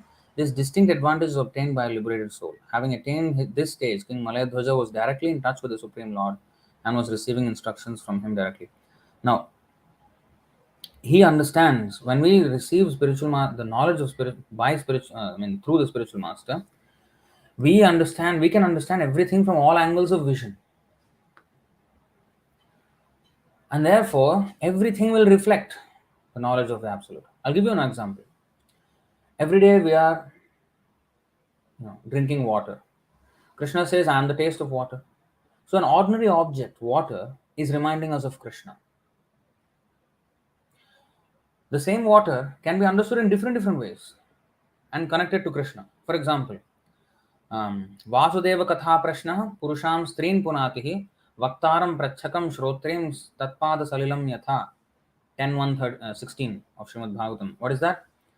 The questions regarding Krishna consciousness or Krishna, topics of questions regarding Krishna or topics related to him are purifying for three kinds of people: the speaker, the inquirer, and the audience in general. Just like the water of the Ganga flows from the upper planetary system to the middle to the lower planetary system and purifying the entire universe that way. So it purifies all three: the speaker, the inquirer, and the people in general. So the water of the river can be correlated with this Krishna consciousness. I can give you a million examples like this. And another example, these are called analogical verses. Analogies are given in these verses. And in second chapter, there are 6 of them, or second chapter of Bhagavad Gita. What is an analogy? For example, the changing of dress. Every day we are changing dress, right?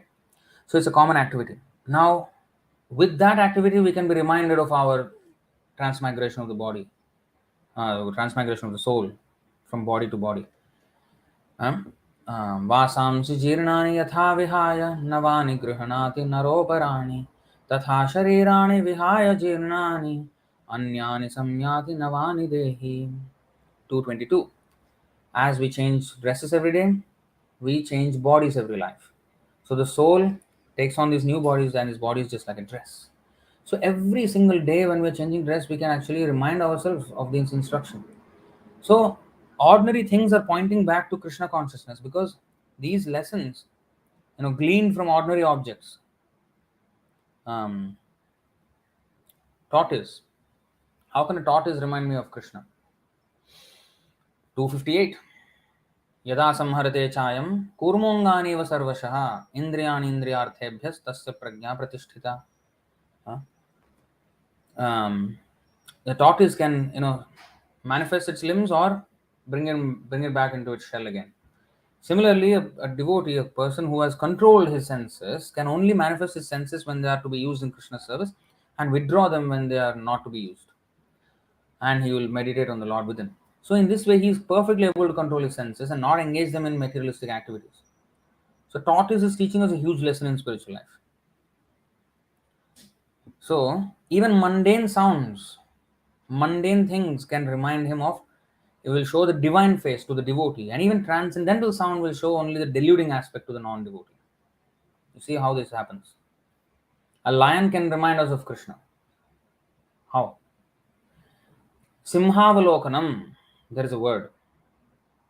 In study, when you're studying something, there is called Simhavalokanam. What is that? Gaganavalokanam and Simhavalokanam. So the bird's eye view and the lion's view when we're studying something. So lion, when he patrols his area, he will walk with maybe one or two or three or more lions or four more lions. So the male lions, they patrol. The female lions take care of the kids and hunt and all that. So the male lions, when they walk and they patrol the area, they walk and they don't just walk, keep looking forward. Every few steps, they will look back and see if they have covered everything. And once they're sure, they'll move forward. And then as they're moving forward, they will also look back like that. So they are perfectly, having a very good idea of what is going on around them. So one has to study like that. What does that mean?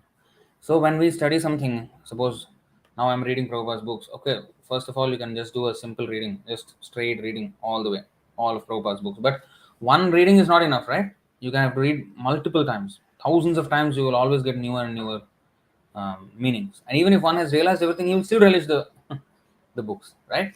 So each time we study, if we look back and see the connection again, then we'll have a very good idea of the entire flow of the subject. Now, this verse was spoken. Instead of learning it in isolation, that is one thing, we can learn it in isolation and really unpack the verse and everything. But also in connection with what was spoken before and how it is relating to that and how the flow is going.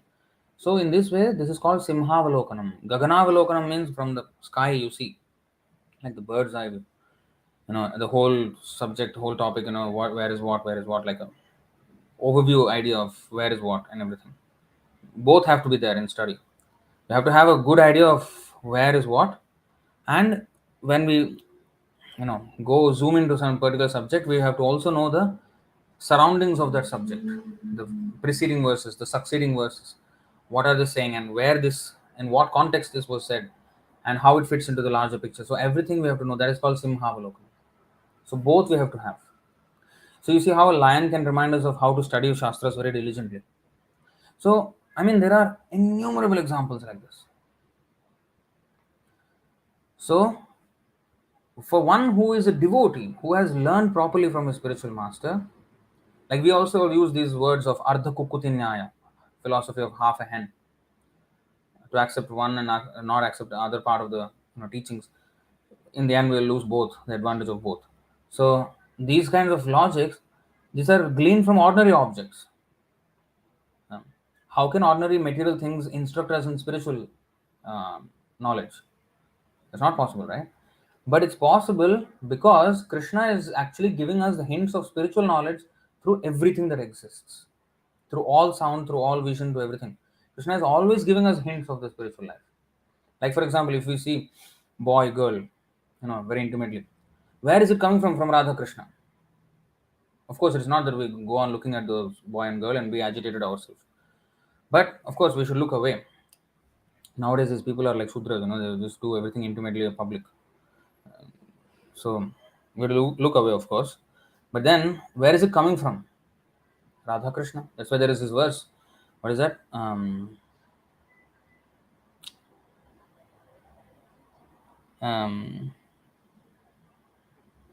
did I forget? Just as a young boy is attracted to a young girl naturally, and a young girl is naturally attracted to a young boy, similarly, let my devotion be to you, Krishna, as naturally as these do, as the boy and girl are attracted to each other. I want to be naturally attracted to you, Krishna. That's the prayer. Yuvatīnām yatha yūnām, yūnām ca yuvatau yatha.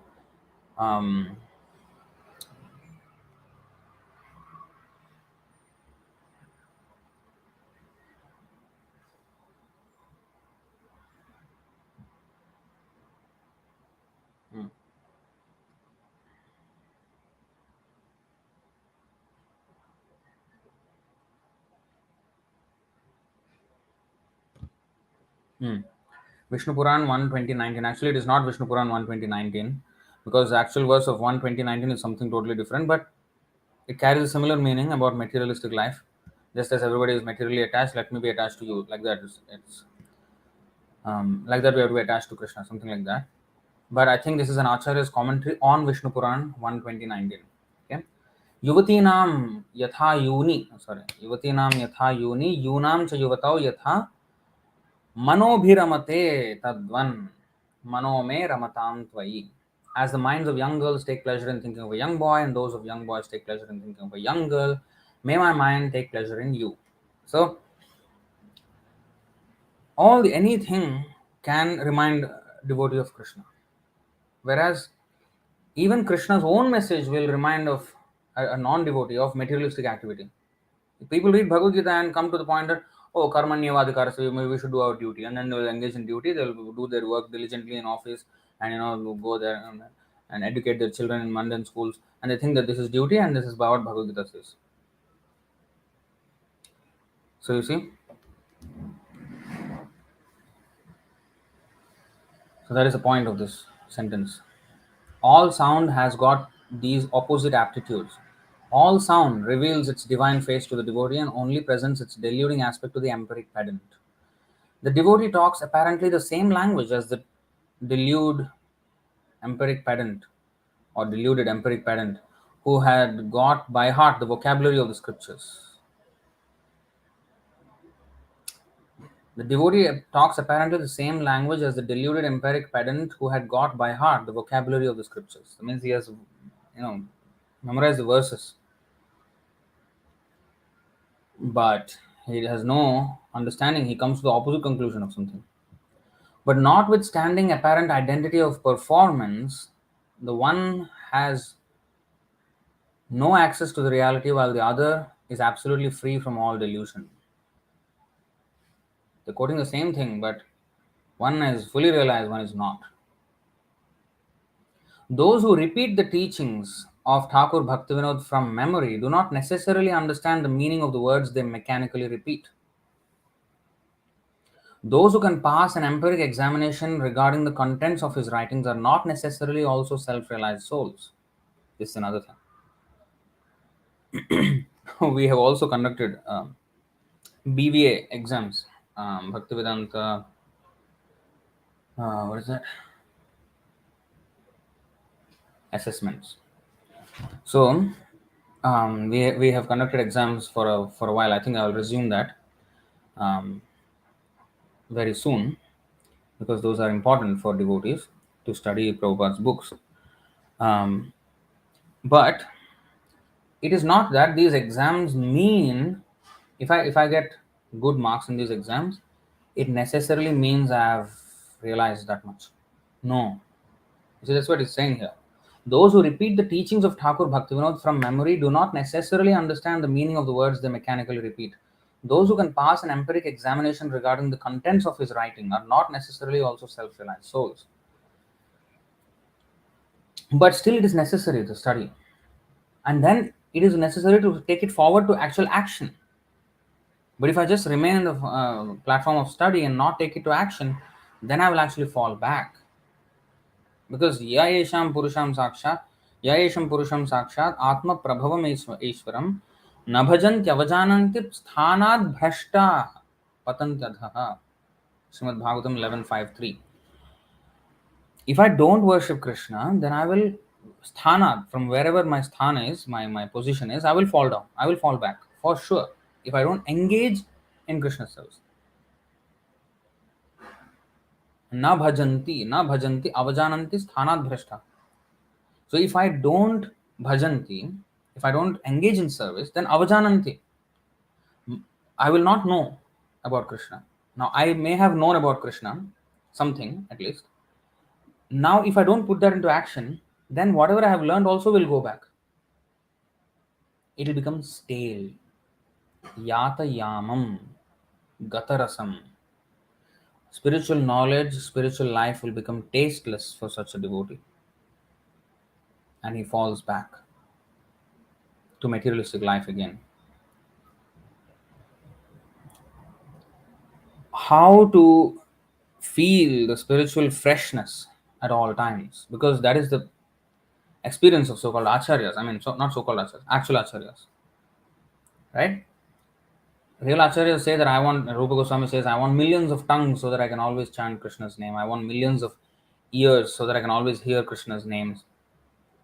And here we are struggling to chant, you know, or, take it enthusiastically, anything of devotional service. And we should question why.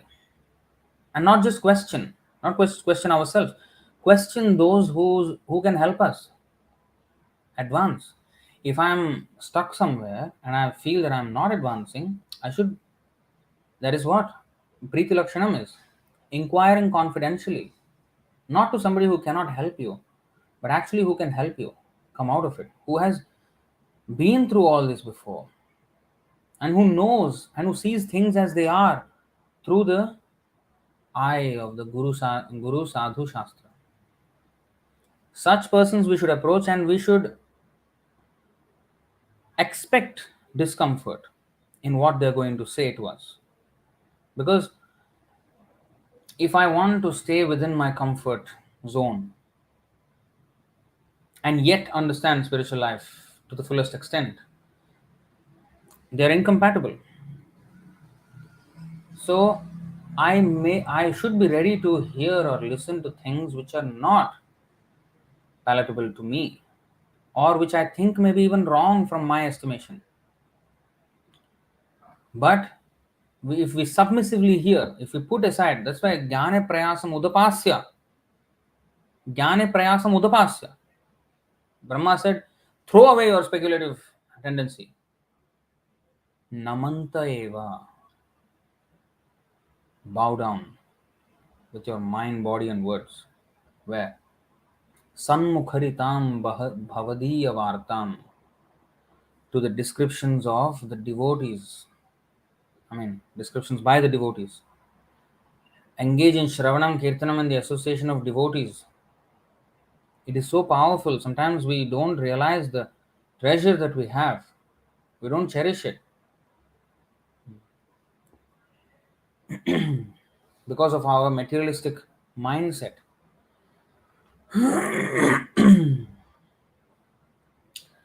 And, you know, we may pass an exam, and if this is the case, that, they may pass an examination, but, they're not self-realized. Now, then why do these examinations exist? Why I think they should not exist. No, Prabhupada said we should have examinations so that at least we learn. See, learning something by heart is not a bad thing. Learning something by heart and not applying them, and simply puffed up with that acquired vocabulary, is the bad thing. And not putting it into practice and not actually surrendering, that is the thing. That is condemned here.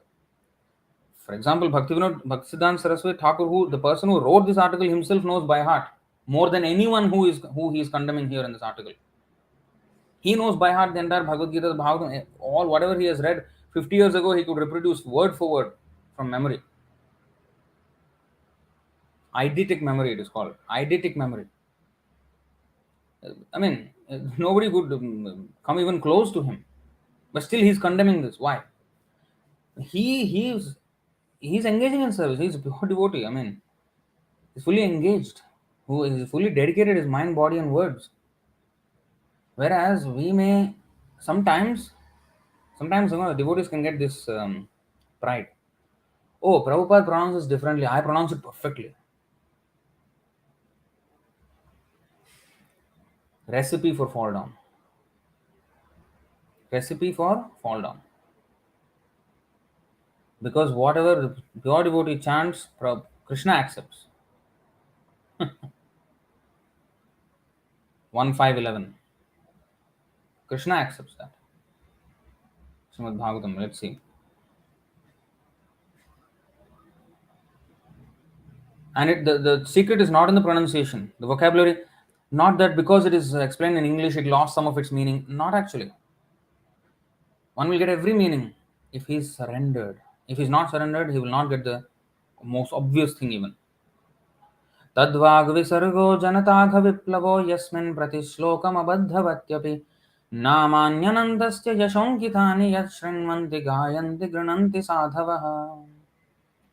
That literature, which is full of descriptions of the transcendental glories of the name, fame, forms, pastimes, etc., of the unlimited Supreme Lord, is a different creation, full of transcendental words directed toward bringing about a revolution in the impious lives of this world's misdirected civilization.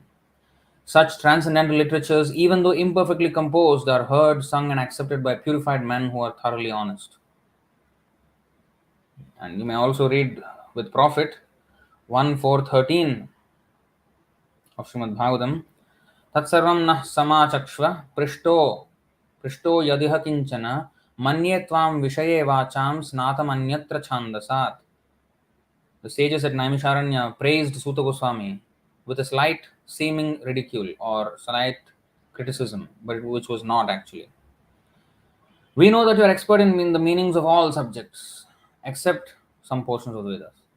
Some portions you don't know, but everything you know. Is that an insult now? Actually, not. And thus, you can clearly explain the answers to all the questions we have just put for you. Now, there's a contradiction in this whole statement, like seeming contradiction. You are expert in many things, all the things except for a few things, but yet you can answer every question of ours. If he is not expert in certain things, how can he answer everything? Now, let's read the purport. Very important purport. The difference between the Vedas and the Puranas is like that between the Brahmanas and the Parivrajaka's. The Brahmanas are meant to administer some fruitive sacrifices mentioned in the Vedas, but the Parivrajaka acharyas or learned preachers are meant to disseminate transcendental knowledge to one and all. As such, the Parivrajaka acharyas are not always expert in pronouncing the Vedic mantras, which are practiced systematically by accent and meter by the Brahmanas who are meant for administering Vedic rites. Yet it should not be considered that the Brahmanas are more important than the itinerant preachers. Itinerant means traveling preachers. They are one and different simultaneously because they are meant for the same end in different ways. There is no difference also between the Vedic mantras and what is explained in the Puranas and Itihasa. According to Srila Jiva Goswami, it is mentioned in the Madhyandina Shruti that all the Vedas, namely the Sama, Atharva, Rig, Yajur, Puranas, Itihasas, Upanishads, etc., are emanations from the breathing of the Supreme Being. The only difference is that the Vedic mantras are mostly begun with Pranava Omkara, and it requires some training to practice the metric pronunciation of the Vedic mantras. But that does not mean that Srimad Bhagavatam is of less importance than the Vedic mantras. On the contrary, it is the ripened fruit of all the Vedas as stated before. Besides that, the most perfectly liberated soul, Srila Sukadeva Goswami, is absorbed in the studies of the Bhagavatam, although he is already self-realized. Srila Suta Goswami is following his footsteps, and therefore his position is not in the least less important because he was not expert in chanting Vedic mantras with metric pronunciation, which depends more on practice than actual realization. Realization is more important than parrot-like chanting. Very important verse, very important purport, right? So,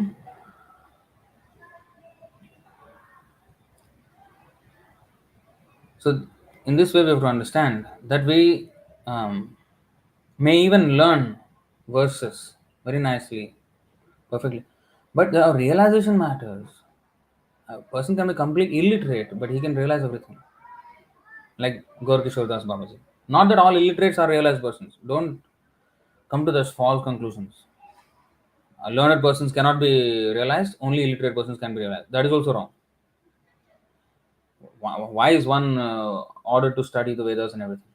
Because Vedasya sarve rahameva vedya. By the knowledge should lead us to the end of knowledge, which is Krishna. If it does not, then it is condemned. But if that knowledge leads us to Krishna, then it is not condemned. Bhaktisiddānta Sarasvatī Ṭhākura, how learned he is not condemned. Because he is using everything in Krishna's service.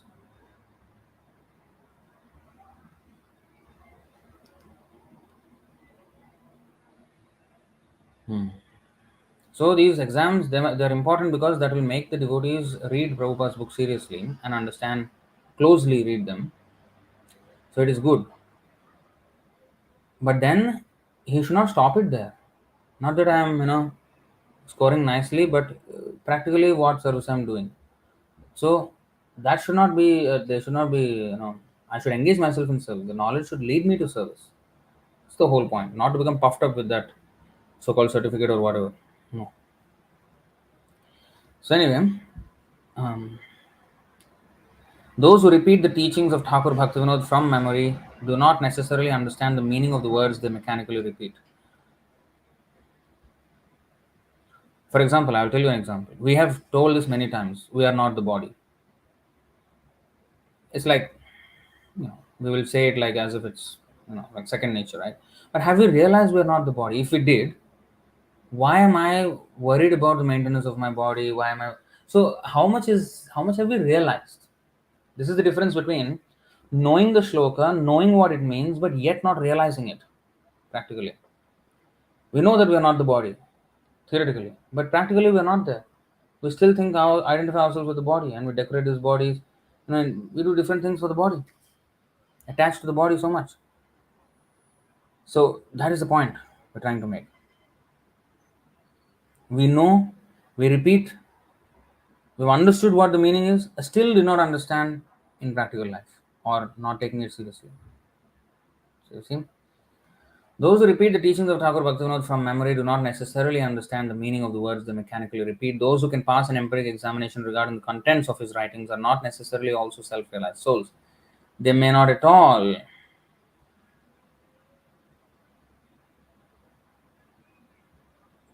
know the real meaning of the words they have learned by the method of empiric study. Take, for example, the name Krishna. Every reader of Thakur Bhaktivinoda's works must be aware that the name manifests himself on the lips of his serving devotees, although he is inaccessible to our mundane senses. It is one thing to pass the examination by reproducing this true conclusion from the writings of Thakur Bhaktivinoda, and quite another matter to realize the nature of the holy name of Krishna by the process conveyed by the words. Perfect.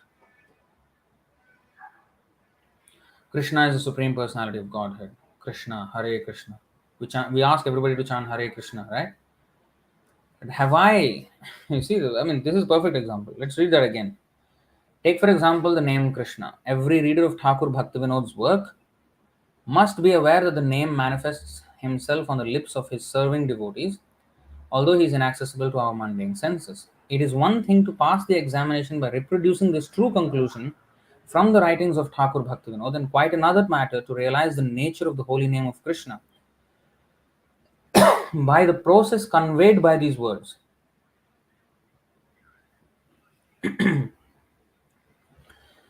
This is what. Now, there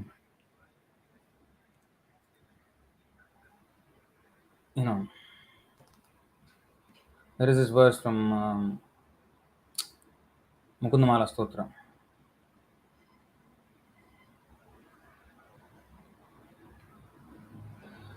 शृण्वञ्जनार्दन कथा गुणकीर्तनानि देहेन यस्य पुलकोद्गमरोमराजिः नोत्पद्यते नयनयोर्विमलाम्बुमाला धिक्तस्य जीवितमहो पुरुषाधमस्य धिक्तस्य.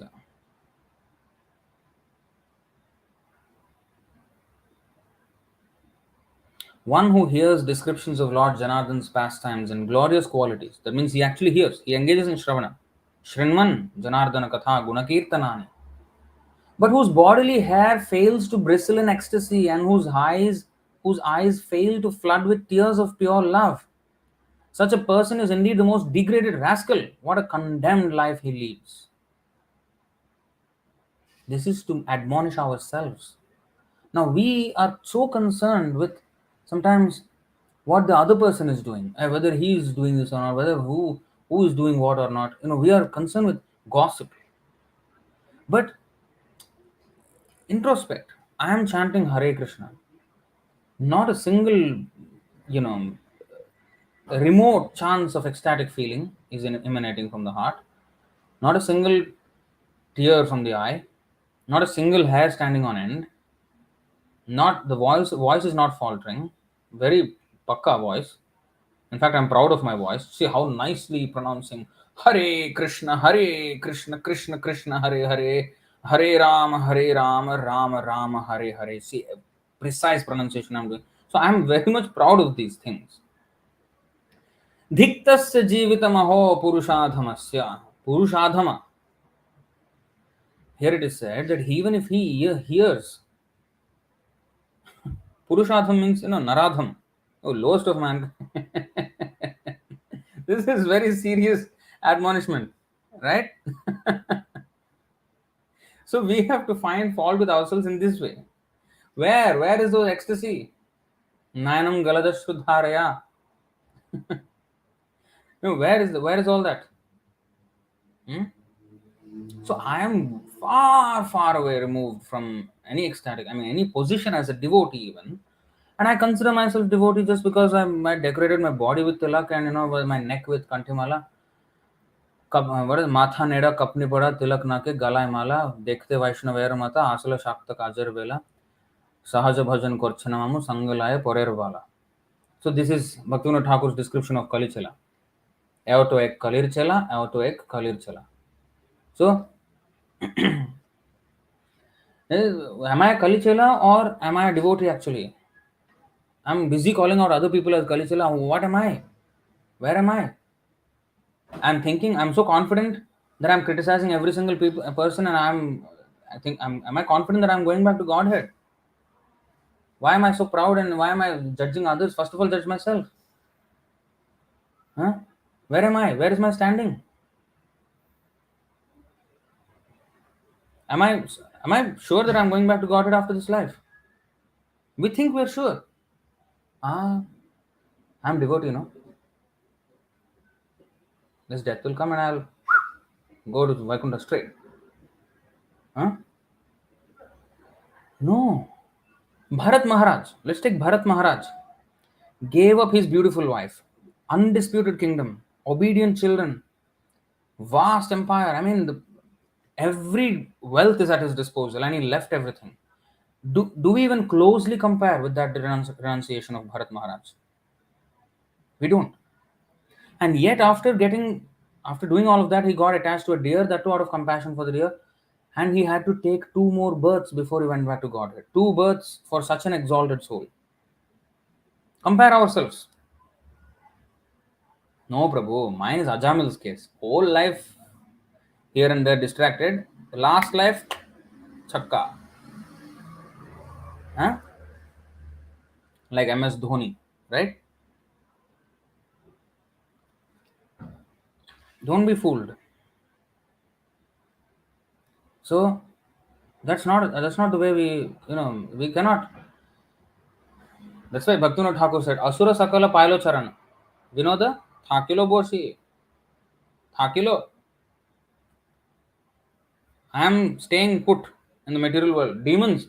Rakshasa, what is this? Ravana, Kumbhakarna, Hiranyakashipu comes, all rascals, Putana rascal.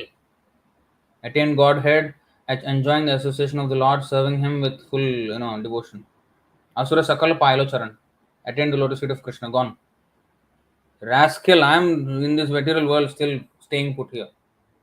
And I am now the acharya trying to show the whole world who is right, who is wrong. Huh? Dhiktasya jivitamaho purushadhamasya. This is what we are. At least what I am. Purushadhama. Lowest of mankind. Rascal number one. Pritirna yasya mai vasudeve namuchyate deha yogena tavat. Chapter 5, text 5, verse 6. Pritirna yavan mai vasudeve namuchyate deha yogena tavat. Until we get preeti, attraction, spontaneous attraction, love for the Supreme Lord, which means that if I hear His name, I swoon in ecstasy. Until I come to that point, namuchyate deha yogena tavat. Dream on. Dream on that we can, go back to Godhead. It's not going to happen. Bahu janma kare jadi shravana kirtan. Tabutana paya Krishna pade prema dhan. We cannot get the love of Godhead even after millions and trillions of lifetimes if we do aparadh. We must be very, very careful. Dhiktasya jivitamaho purushadhamasya.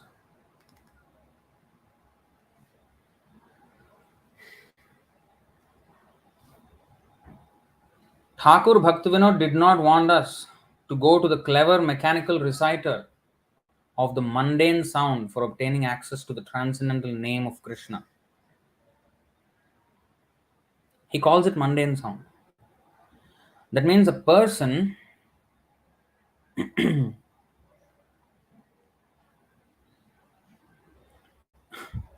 okay, so, okay, there are some questions. I'll address those later. Now, here, did not want us to go to the clever mechanical reciter of the mundane sound for obtaining access to the transcendental name of Krishna. Now, that means avaishnava mukhodgiranam putam harikathamritam shravanam naiva kartavyam sarpochishtam yatha payaha. Why we should not hear even Krishna talks from a avaishnava who is not in proper standing as a Vaishnava. Why? No, Prabhu, he's all, after all, he's talking about Krishna only. No, maybe he is impure, but his words are about Krishna only, right? So why can't I hear? Well, sarpochishtam yathapayaha. When the snake has touched the milk, although milk is nutritious, if the snake has touched, it will become poisonous. So even Krishna's topics become poisonous if it's on the tongue of a Vaishnava. It is mundane sound now. Is he so powerful that he can make Krishna's words impure? That may be another question, right? No, he cannot make Krishna's words impure. But his interpretation of Krishna's words is impure. And because we take in that interpretation and not Krishna's words, and that is why we also get not purified.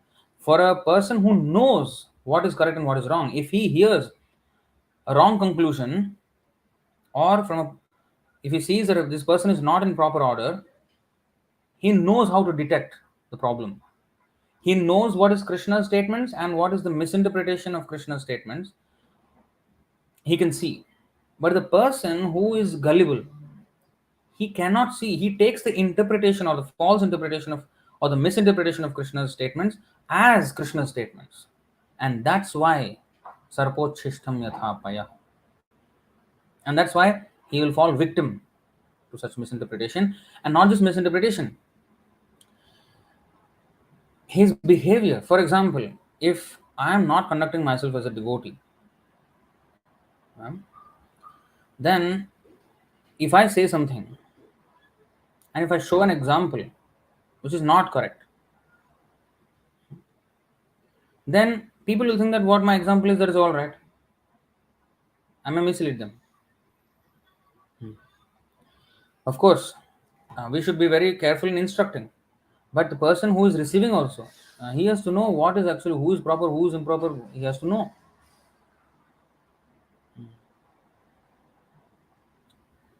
So, Thakur Bhaktivinoda did not want us to go to the clever mechanical reciter of the mundane sound for obtaining access to the transcendental name of Krishna. Such a person may be fully equipped with all the written arguments in explanation of the nature of the divine name. But if we listen to all these arguments from the dead source, the words will only increase our delusion. Now, these words are quite discouraging to us, right? Like now I am doing these classes. I have not realized Krishna. I'll be frank. I have not realized. I'm a completely conditioned soul. But here it is said, such a person may be fully equipped with all the written arguments and explanation of the nature of the divine name. Now, I conduct these sessions, ask me anything. Am I proud that I can give all the answers? Not really. I'm doing these sessions to purify myself. And if we at all speak about Krishna, we should approach it from that attitude. Um, you know,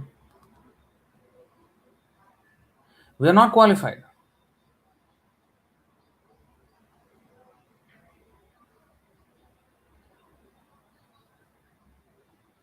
Certainly not qualified. But you see, tathapi kirtayamyanga yathamati yathashrutam kirtim harehe swam satkartum giramanyabhidha satim. In spite of my inability, whatever I have been able to hear from the spiritual master and whatever I could assimilate, I am now describing in glorification of the Lord by pure speech, for otherwise my power of speaking would remain unchaste. Yes, I have not achieved Krishna. But now I'm speaking about Krishna. What right do I have? I don't have right. But We have to purify ourselves by speaking about Krishna, by doing service to Krishna. Huh? So this is my purification. Yes.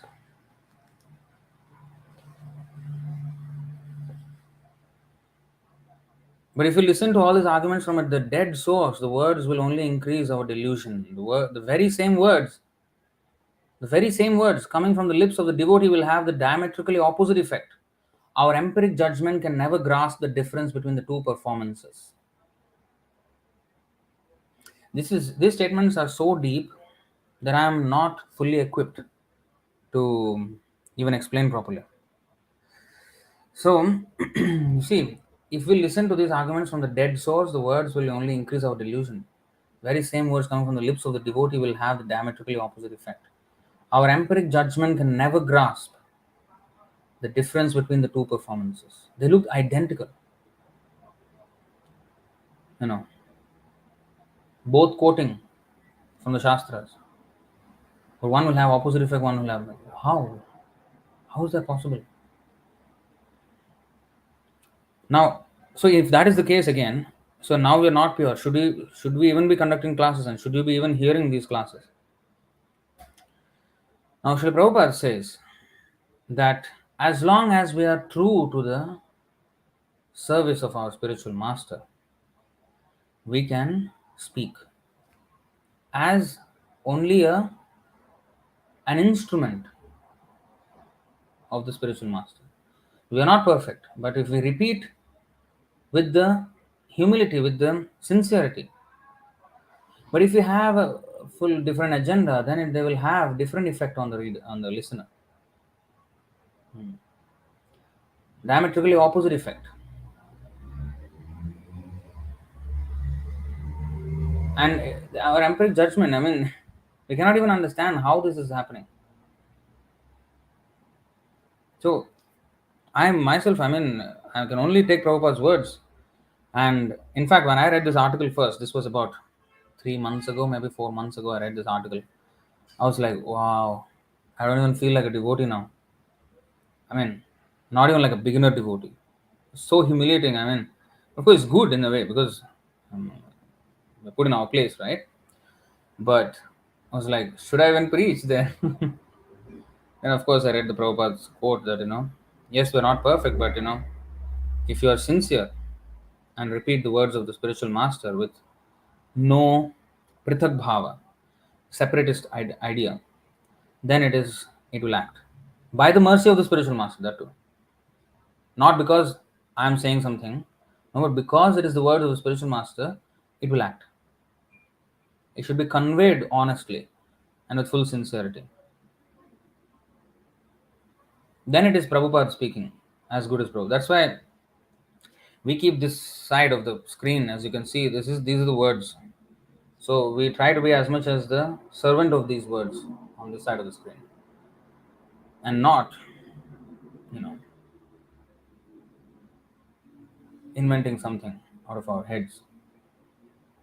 Because the same scripture can be quoted to prove an opposite point by a person who is not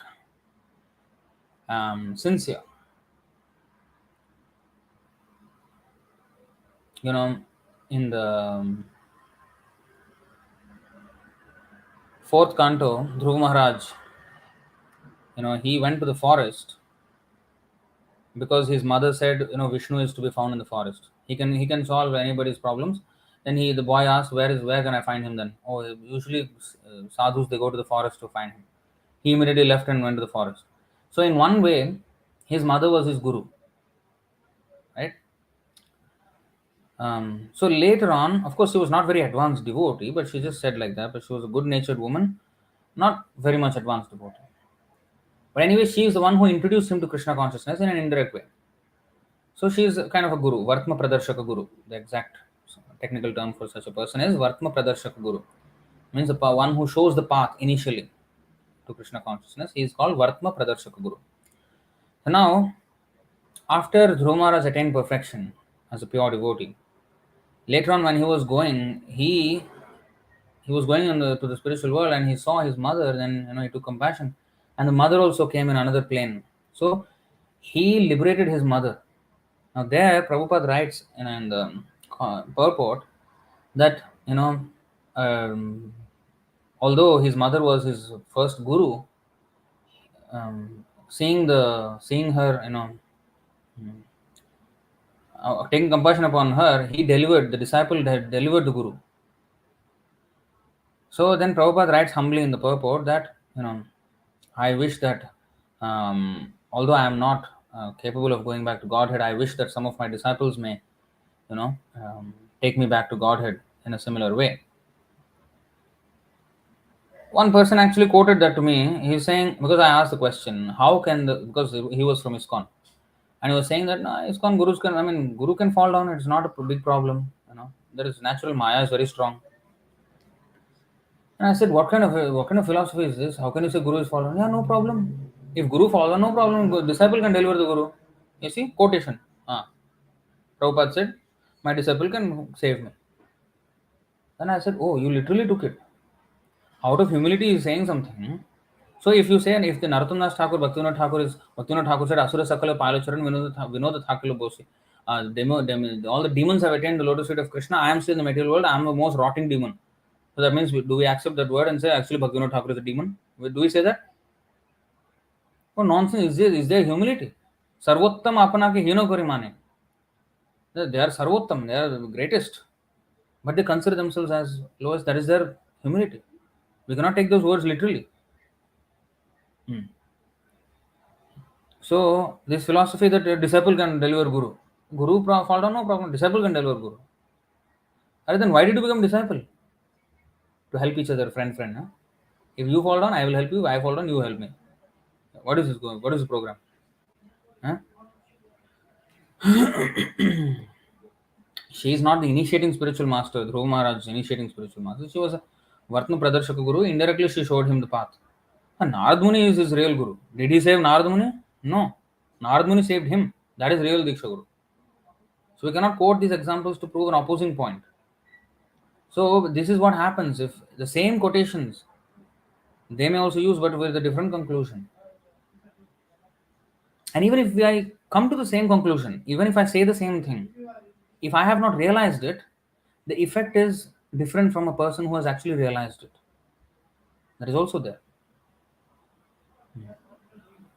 But if I repeat the words of spiritual master, then by the mercy of the spiritual master, it will act.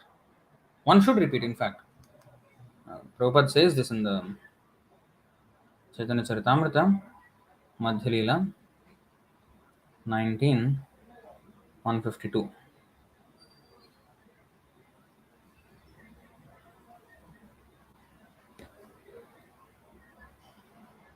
When a person receives the seed of devotional service, he should take care of it by becoming a gardener and sowing the seed in his heart. If he waters the seed gradually by the process of Shravan and Kirtan, hearing and chanting, the seed will begin to sprout.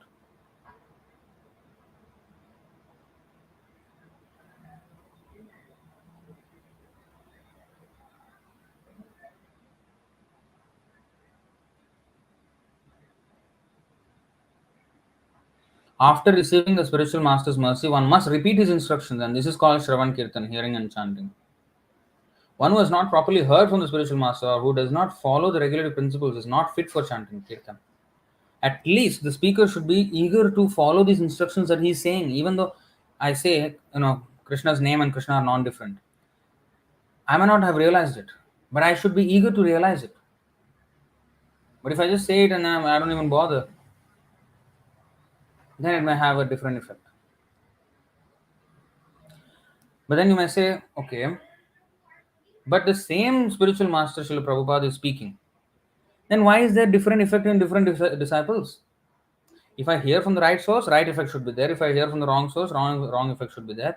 But if I'm hearing from the right source, why is everybody's result different then? That is another thing. That is where the disciple's sincerity, the disciple's surrender, the disciple's determination comes into factor. So the guru must be qualified, the disciple also must be qualified. Guru Shiksha Lakshana, Dohar Parikshana. Both should have Lakshana. Not only Guru Lakshana and Shishya no Lakshana. Then he cannot get. It is easy when I am not getting results, immediately blame it on the Guru. or Shiksha Guru. Oh, Prabhupada is, yeah, he's pure, but the temple devotees are, they are not, that's why I'm not getting any advancement. Easy to say that again. Maybe the fault is with me. Why don't I see that? I should be comfortable to listen. I may not be comfortable, but I should be willing to listen to uncomfortable truths. I think there's a saying: it is easy to comfort by speaking a lie than to, uh, you know, what is that sentence?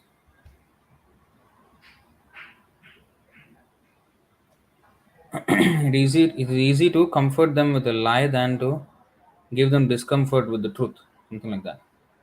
So they're more than willing to hear a comforting lie. People want to be comforted by a lie than to be in discomfort by the truth, something like that. So going back, and also with this, the other verse that we have seen, to purify my speech, I have to speak.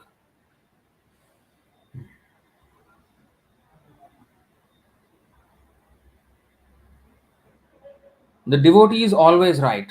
The non-devotee, in the shape of the empiric pedant, is always and necessarily wrong.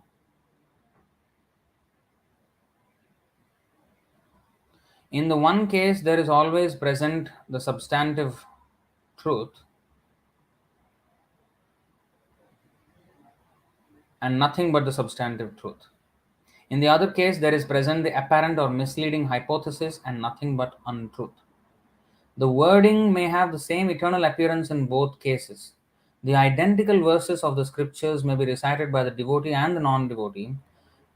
The identical verses of the scriptures may be recited by the devotee and the non devotee, may be apparently misquoted by the non devotee, but the corresponding values of the two processes remain always categorically different.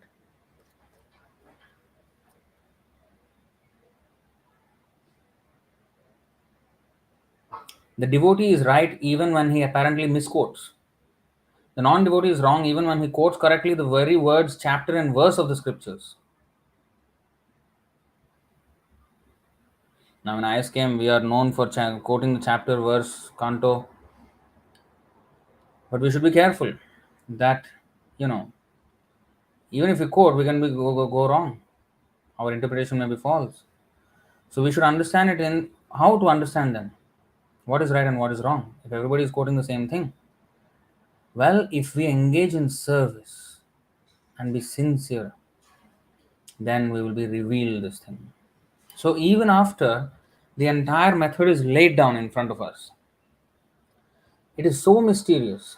Rahasyam hetaduttamam. It is a secret and confidential secret that is only available, accessible to the serving devotee who serves with a good service attitude. That will actually make the person enlightened, not any other thing. It is not empiric wisdom that is the object of quest of the devotee. Those who read the scriptures for gathering empiric wisdom will be pursuing the wild goose chase. There are not a few dupes of their empiric spiritual erudition. Duplicates.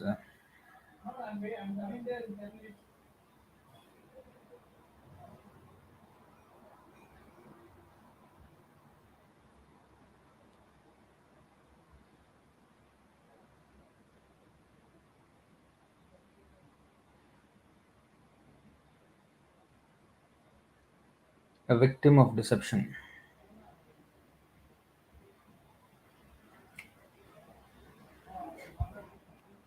Deceive, trick. There are not a few dupes of their empiric spiritual erudition. These dupes have their admiring under dupes. But the mutual admiration society of dupes does not escape. What is that? But the mutual admiration.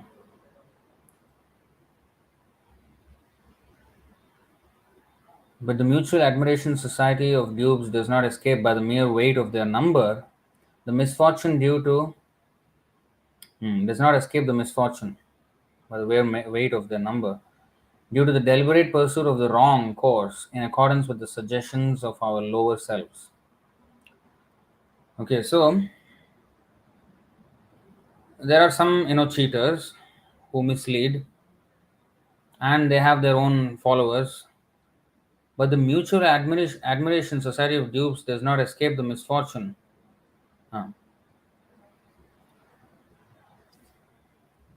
Escape the misfortune due to their deliberate pursuit of the wrong course in accordance with the suggestions of our lower selves. So just because they're in greater number does not mean they're right. Hmm. So we should follow. We should we should know what is the actual standard and try to come to that standard and be serious about that. We get distracted by so many other things on the path that we lose track of the actual thing that we are trying to pursue, which is love of Godhead. Love of Godhead, right? What are the scriptures? They are nothing but the record of the pure devotees of the divine message appearing on the lips of the pure devotees. The message conveyed by the devotees is the same in all ages. The words of the devotees are ever identical with the scriptures. Any meaning of the scriptures that belittles the function of the devotee, who is the original communicant of the divine message, contradicts its own claim to be heard.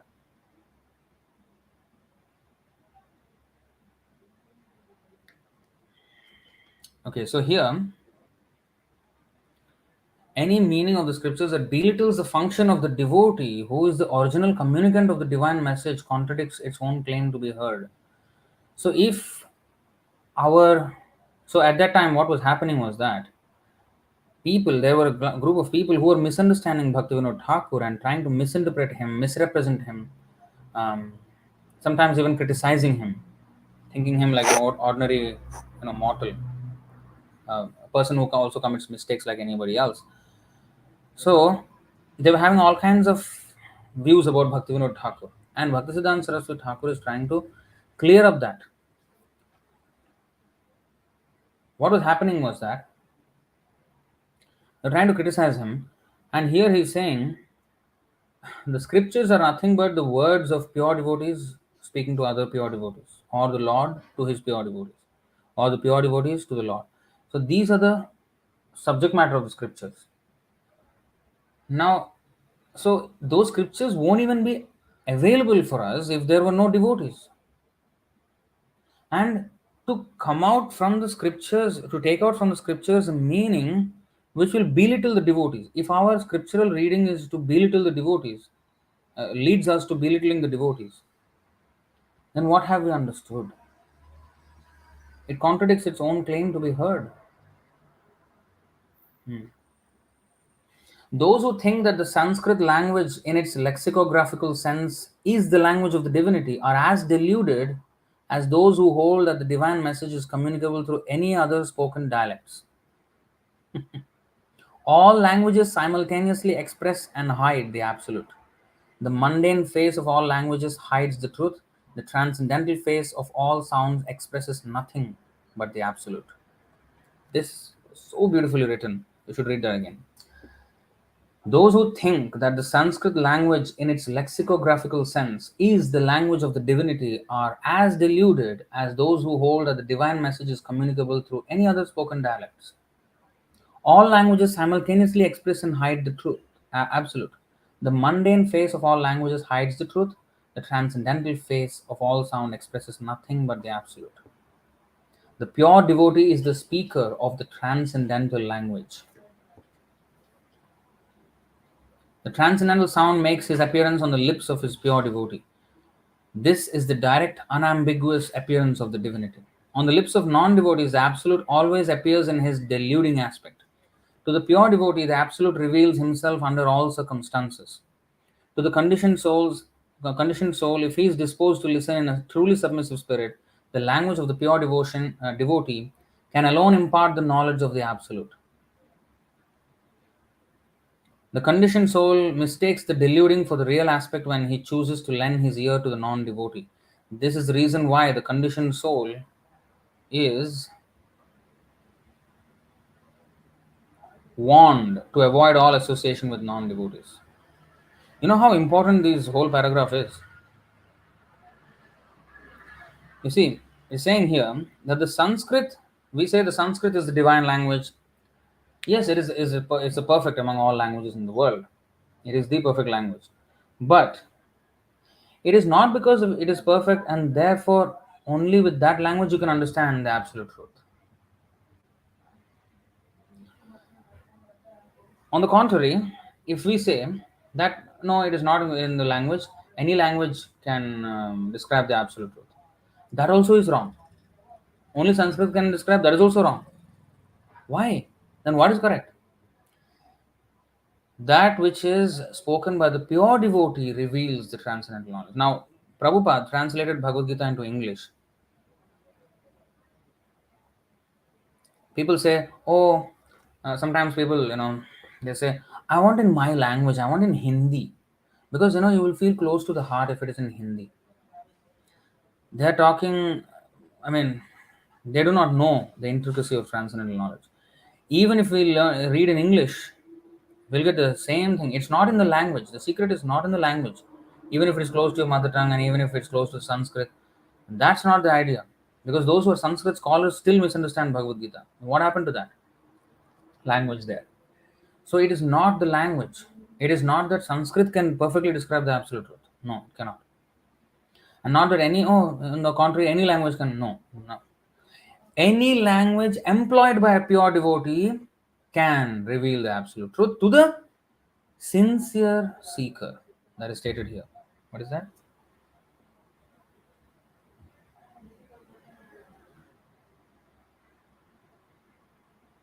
To the conditioned soul, if he is disposed to listen in a truly submissive spirit.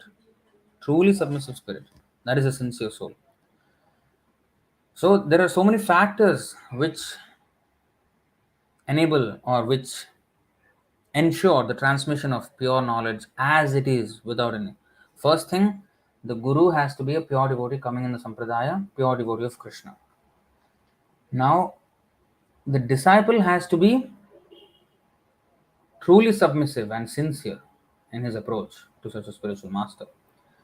And he should not, it is not that the language is the medium of instruction is what makes the difference. No, it does not. In the proper line, from the proper spiritual master, by the proper disciple, in the proper spirit, if we take, then yes, the transmission happens. You see, we'll read that again.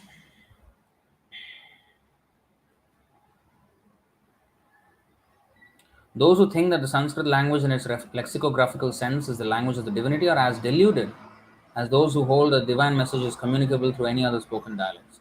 All languages simultaneously express and hide the absolute, even Sanskrit. And even English, even imperfect languages, they also hide and express. But it depends on who is the one using that language. A pure devotee, yes, it then reveals. If it's not, it does not. So even a person who is not pure, if he is sincere, then the words will act. If he's not, the words won't act. If he has a different idea than the spiritual master, then it does not act. All languages simultaneously express and hide the absolute. The mundane face of all languages hides the truth. The transcendental face of all sound expresses nothing but the absolute. The pure devotee is a speaker of the transcendental language. The transcendental sound makes its appearance on the lips of his pure devotee. This is the direct, unambiguous appearance of the divinity. On the lips of non-devotees, the absolute always appears in his deluding aspect. To the pure devotee, the absolute reveals himself under all circumstances. To the conditioned soul, if he is disposed to listen in a truly submissive spirit, the language of the pure devotee can alone impart the knowledge of the absolute. The conditioned soul mistakes the deluding for the real aspect when he chooses to lend his ear to the non-devotee. This is where he makes the mistake. When we say, "Oh, and I can hear and listen to anybody," this is where the mistake is. This is the reason why the conditioned soul is warned to avoid all association with non-devotees and pseudo-devotees as well. Not just non-devotees, pseudo-devotees who look like devotees, no, not. and how to identify. So this is where we need to take guidance from the experienced devotees and who show from the scriptures, from the words of Prabhupada, from the words of acharyas, who is a proper devotee and who is not. This is very intricate, you see. Okay, so reading on. Thakur Bhaktivinoda is acknowledged by all his sincere followers as possessing the above powers of the pure devotee of Godhead.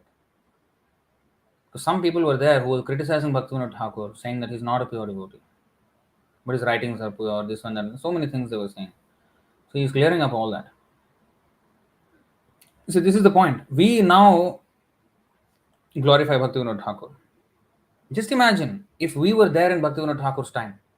Let's talk about Prabhupada, Śrīla Prabhupada.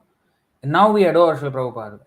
If we were in the time when Prabhupada was around physically, we would have found some faults with even Prabhupada. That is the danger because of our materialistic, and that's what happened to some of his disciples. They found faults with Prabhupada. Those who very intimately associated with him found faults with him. Even Bhaktisiddānta Sarasvatī Ṭhākura, they found fault with him as well, the ones who were close to him. I mean, these things can happen. Even that's why Bhaktivinoda Thakur said, a saint is usually considered a person who has already passed away. When he's actually present, they don't consider him a saint and don't accord the same respect that is to be given to a saint. Only when he's passed away, they will glorify him in hindsight. What they say, posthumous glorification, they say. Of course, for a pure devotee, we cannot say he's died. But after they pass away, after he has, left this world, then glorify him.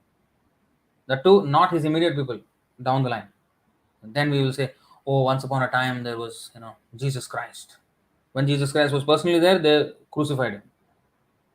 So this thing happens. So Bhaktivinoda Thakur says, a saint is a person who has passed away, and a holy place is a far distant place with a river.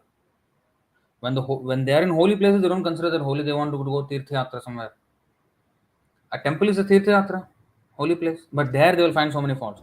Oh, Dhamvasi, if I go to Jagannath Puri, there is all, I'm gone to a place of where I'll receive the blessings of the Lord. But Lord Jagannath's temple is there. Even in hell, even if it is there, that is also as pure as Jagannath Puri or Vrindavan or Mayapur, any other place. But no, we distinguish. Oh, that is Dham. That is, here is a mundane, all the devotees are rascals, fellows, irritating fellows. These, we do these things. It should not be done. Should not be done. If his words are listened to from the lips of a non-devotee, they will certainly deceive. If his works are studied in the light of one's own worldly experience, their meaning will refuse to disclose itself to such readers. Again, if his works are studied in the light of one's own worldly experience, their meaning will refuse to disclose itself to such readers. Same thing with Prabhupada's books. If we try to understand Prabhupada's books with our own worldly experience, their meaning will refuse to disclose itself to such readers. So, devotees reading the same books of Prabhupada coming to different conclusions. Why? Because of this. His works belong to the class of the eternal revealed literature of the world and must be approached for their right understanding through their exposition by the pure devotee. If no help from the pure devotee is sought, the works of Thakur Bhaktivinoda will be grossly misunderstood by their readers. The attentive reader of those works will find that he is always directed to throw himself upon the mercy of the pure devotee if he is not to remain unwarrantably self-satisfied by the deluding results of his wrong method of study. Okay, to read that again slowly, to actually properly understand. Let's read it again. If no help from the pure devotee is sought, the works of Thakur Bhaktivinoda will be grossly misunderstood by the readers. Okay. The attentive reader of those works will find that he is always directed to throw himself upon the mercy of the pure devotee if he is not to remain unwarrantably self-satisfied by the deluding results of his wrong method of study. This is actually very deep and very nuanced. See, the attentive reader of Bhaktivinoda Thakur's work, we will always see that one has to approach a pure devotee. Approach a pure devotee. He will always be thrown, he will be directed to throw himself upon the mercy of the pure devotee. If he is not to remain unwarrantably self satisfied. Because if he sometimes, when we read and okay, I understand, I think I understand. So there is self satisfaction. Okay, I have understood, but actually I may not have understood really. Hmm? Unless I actually associate with devotees, I will not really understand the true meaning of these words. But if we are not to remain unwarrantably self satisfied by the deluding results of a wrong method of studying, then to do that, I mean to not be deluded, not be satisfied with our delusion. If we are attentive in reading his books, then it will always show us to associate with devotees in order to have proper understanding of these words. That is what is said here.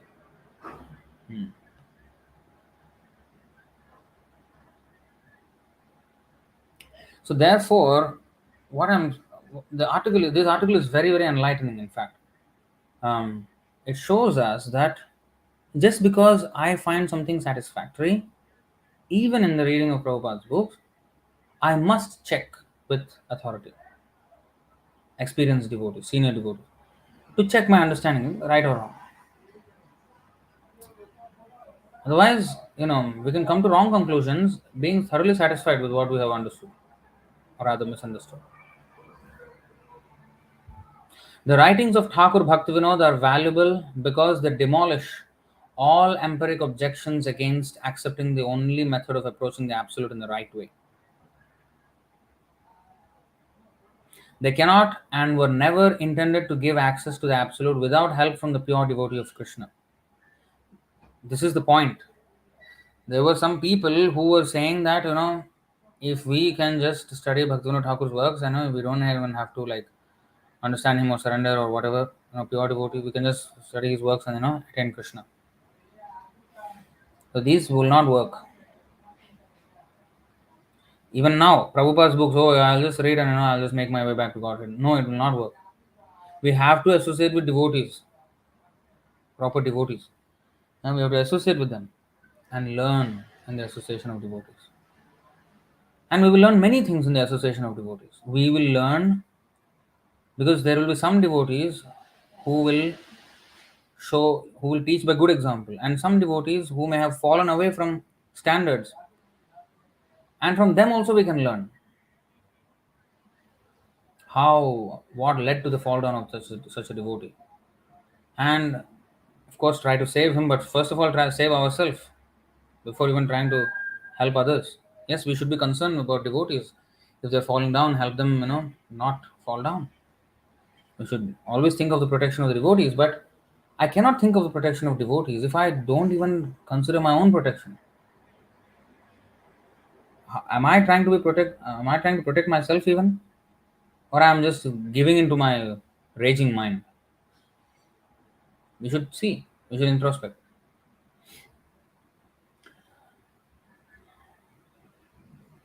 They direct, or the teachings or writings of Bhaktivinoda Thakur direct the sincere inquirer of the truth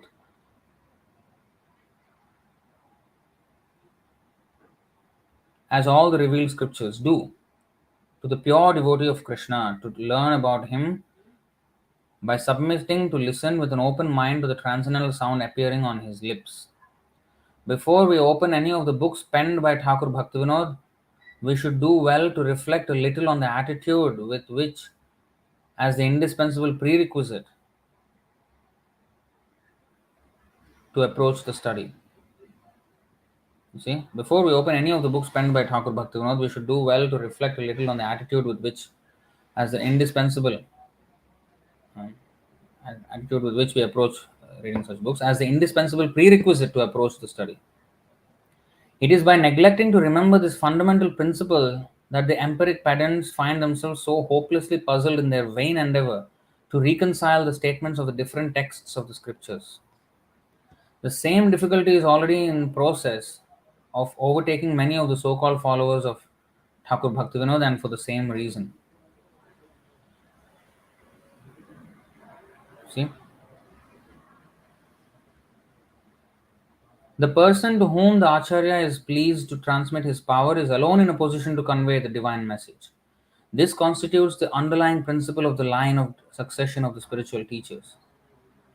The acharya, thus authorized, has no other duty than that of delivering intact the message received from all his predecessors. There is no difference between the pronouncements of one acharya and another. All of them are perfect mediums for the appearance of the divinity in the form of the transcendental name, who is identical with his form, quality, activity, and paraphernalia.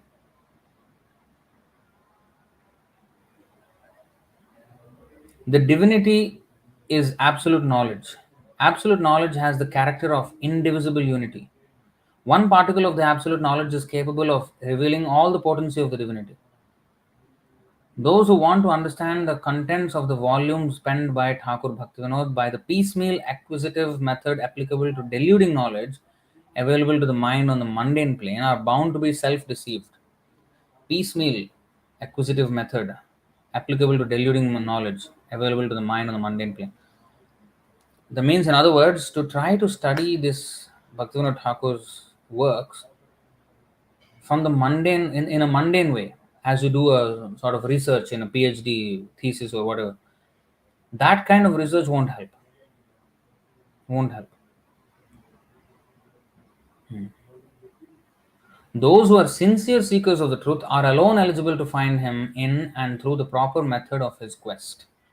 In order to be put on the track of the absolute, listening to the words of the pure devotee is absolutely necessary. The is absolutely necessary. Okay? The spoken word of the devotee is the absolute. It is only the absolute who can give himself away to the constituents of his power. The absolute appears to the listening ear of the conditioned soul in the form of the name on the lips of the sadhu. This is the key to the whole position.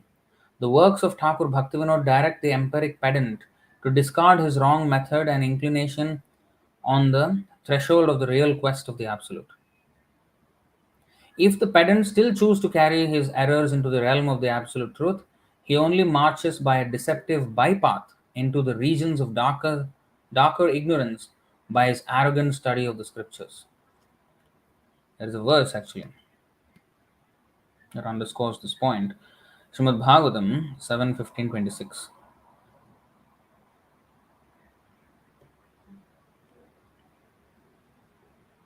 यस्य साक्षात् भगवति ज्ञानदीपप्रदे गुरौ मर्त्या सद्धिः श्रुतं तस्य सर्वं कुञ्जरशौचवत्. The spiritual master should be considered to be directly the Supreme Lord because he gives transcendental knowledge for enlightenment. Consequently, for one who maintains the material conception that the spiritual master is an ordinary human being, everything is frustrated. His enlightenment and his Vedic studies and knowledge are like the bathing of an elephant.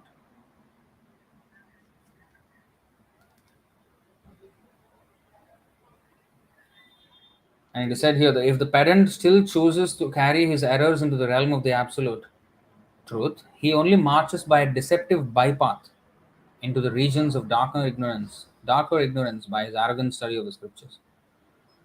The method offered by Thakur Bhaktivinoda is identical with the object of the quest.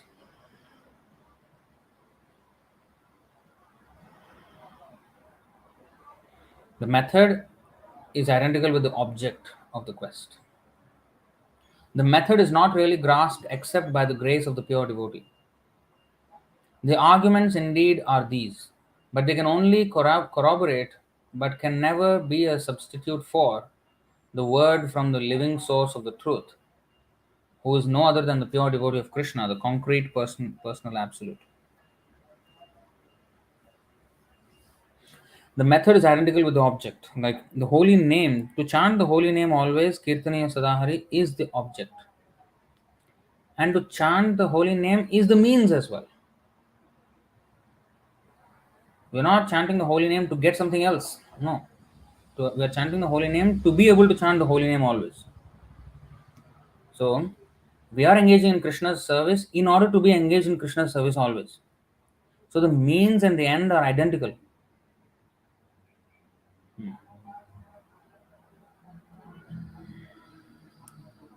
The method is not really grasped except by the grace of the pure devotee.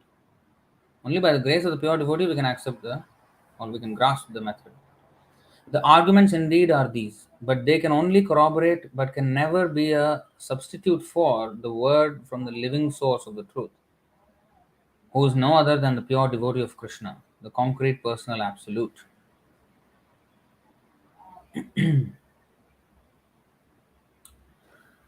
So,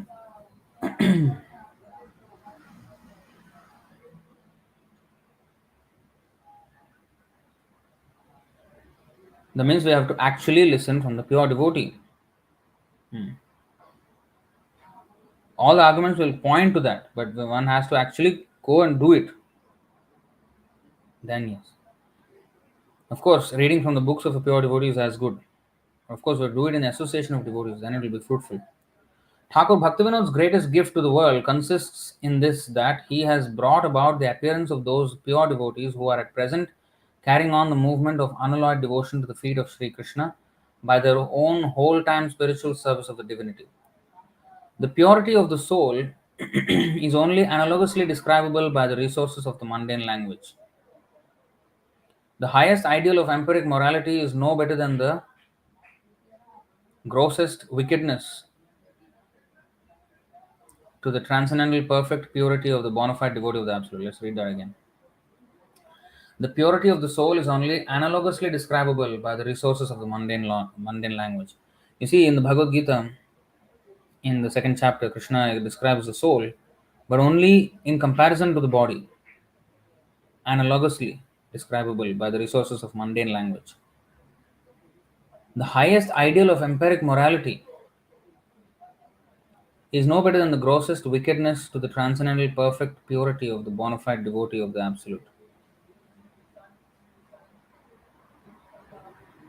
I don't understand the statement. The highest ideal of empiric morality is no better than the grossest wickedness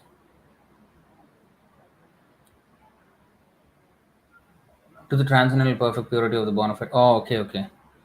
So the highest ideal of empiric morality for the to the pure devotee, to the bona fide devotee of the absolute truth. For him, the highest ideal of empiric morality and the grossest wickedness is identical, is no better. That means, in other words, he does not consider material morality or immorality as higher or lower. That's why if you see in the Bhagavad Gita, what Krishna was suggesting, that you kill your grandfather and your relatives, is immorality from the mundane viewpoint. It looks wicked, but it is better than the so-called morality that was proposed by Arjuna, which was non-violence and which would be otherwise appreciated in this world, but Krishna did not appreciate of such non-violence. He said kill and own family members. Why don't we criticize Krishna then, if that is the case? So actually, an empiric pedant, he would go as far as to even doing that. Because if he does anything for his, towards his devotees, the same, it is actually coming from the same enviousness we have for Krishna. And the same thing we apply to the devotees. And that's how we become inimical to the devotees.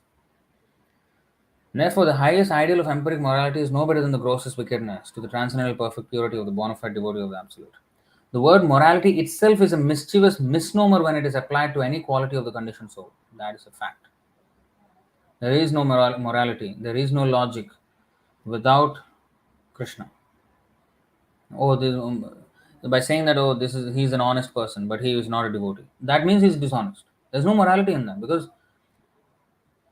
how can he be honest if he does not acknowledge the presence of God? He's not honest. So he is dishonest by nature. And by nature, everybody who is not a devotee is a thief, because he takes everything for himself when it is actually Krishna's property. And when Krishna asks, or when his devotees ask for the property, they don't give. That is thief. So every non-devotee is actually a thief to start with, and a liar, to be very honest. Right? The word morality itself is a mischievous misnomer when it is applied to any quality of the conditioned soul. The hypocritical contentment with a negative attitude is a part and parcel of the principle of undiluted immorality. The hypocritical contentment with a negative attitude is part and parcel of the principle of undiluted immorality. You see, a negative attitude towards devotional service and being content with that, that is a hypocrisy. Yeah? It's part and parcel of the principle of undiluted immorality. That means very concentrated immorality. How can we be content with, not surrendering to Krishna? How can we be content? Hypocrisy. When we take everything from him, when I take something from you and I don't even acknowledge you, and I'm content with what I have from you, isn't that undiluted immorality? Concentrated immorality? It is. So those who pretend to recognize the divine mission of Thakur Bhaktivinoda without aspiring to the unconditional service of those pure souls who really follow the teachings of the Thakur by the method enjoined by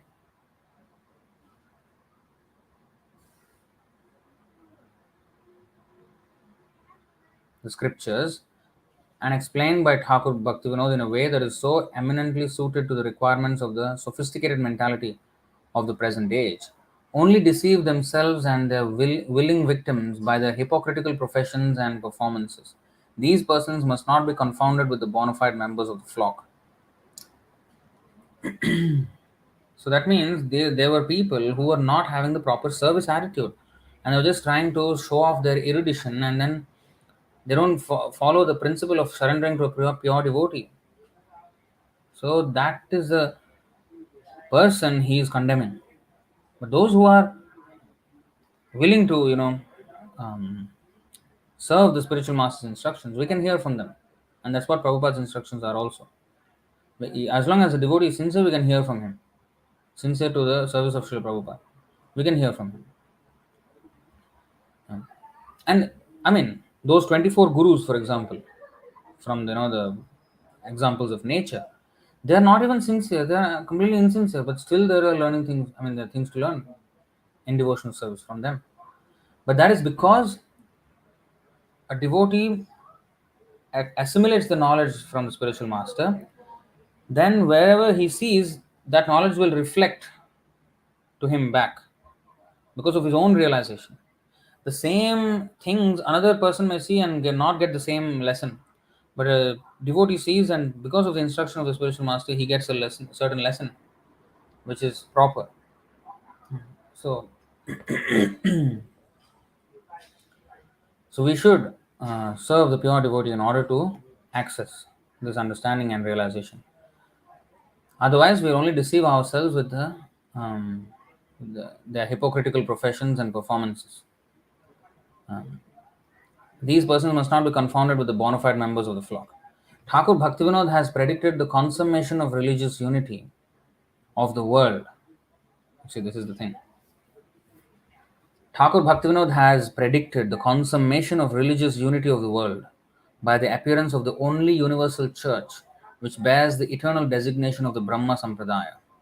That means he has predicted that our Brahma Madhva Gaudiya Sampradaya will be the universal church or place of worship, will be the religion of the world very soon. Our Hare Krishna movement from Prabhupada's movement. This will be the guiding force of religion in the entire world very soon. This is his prediction. Nobody can undo that, not even Krishna. Because whatever a devotee says, Krishna will break his own promise for his devotee. Right? So Bhaktivinoda Thakur has already predicted our movement is going to be the movement of the world. the consummation of religious unity of the world, he has predicted by the appearance of the only universal church, which bears the eternal designation of the Brahma Sampradaya. He has given mankind the blessed assurance that all theistic churches will shortly merge in the one eternal spiritual community by the grace of the Supreme Lord Sri Krishna Chaitanya. Now, how shortly, when it will come, we don't know. In the span of cosmic time, this is even 100 years, 200 years, 300 years, it's a small time. But I guess it will not wait that long. It might come very soon. By the power of his prediction, it will come. He has given mankind the blessed assurance that all theistic churches will shortly merge in the one eternal spiritual community by the grace of the Supreme Lord Sri Krishna Chaitanya. The spiritual community is not circumscribed by the conditions of time and space, race and nationality. Mankind has been looking forward to this far-off divine event through the long ages. Thakur Bhaktivinoda has made the conception available in its practicable spiritual form to the open-minded empiricist who is prepared to undergo the process of enlightenment. So Bhaktivinoda Ṭhākura actually made the enlightened community or the educated community receptive to the message of Krishna. The keystone of the arch shall be laid, which will afford the needed shelter. The keystone of the arch has been laid, which will afford the needed shelter to all awakened animation under its ample encircling arms. That means the keystone, that means when you construct a building, the cornerstone laying ceremony, So that has already been laid. That means Bhaktivinoda Ṭhākura has given us the foundation of this arch, which will afford the needed shelter to all awakened animation. What is awakened animation? That means all animation means living entities. Awakened means those who have awakened themselves to this spiritual knowledge. So the keystone of the arch has been laid with which will afford the needed shelter to all awakened animation under its ample encircling arms. Shelter. It's like it said, Prabhupada has built a house in which the whole world can live very peacefully. That house, that arch, is what is being spoken of here. Those who would thoughtlessly allow their hollow pride of race,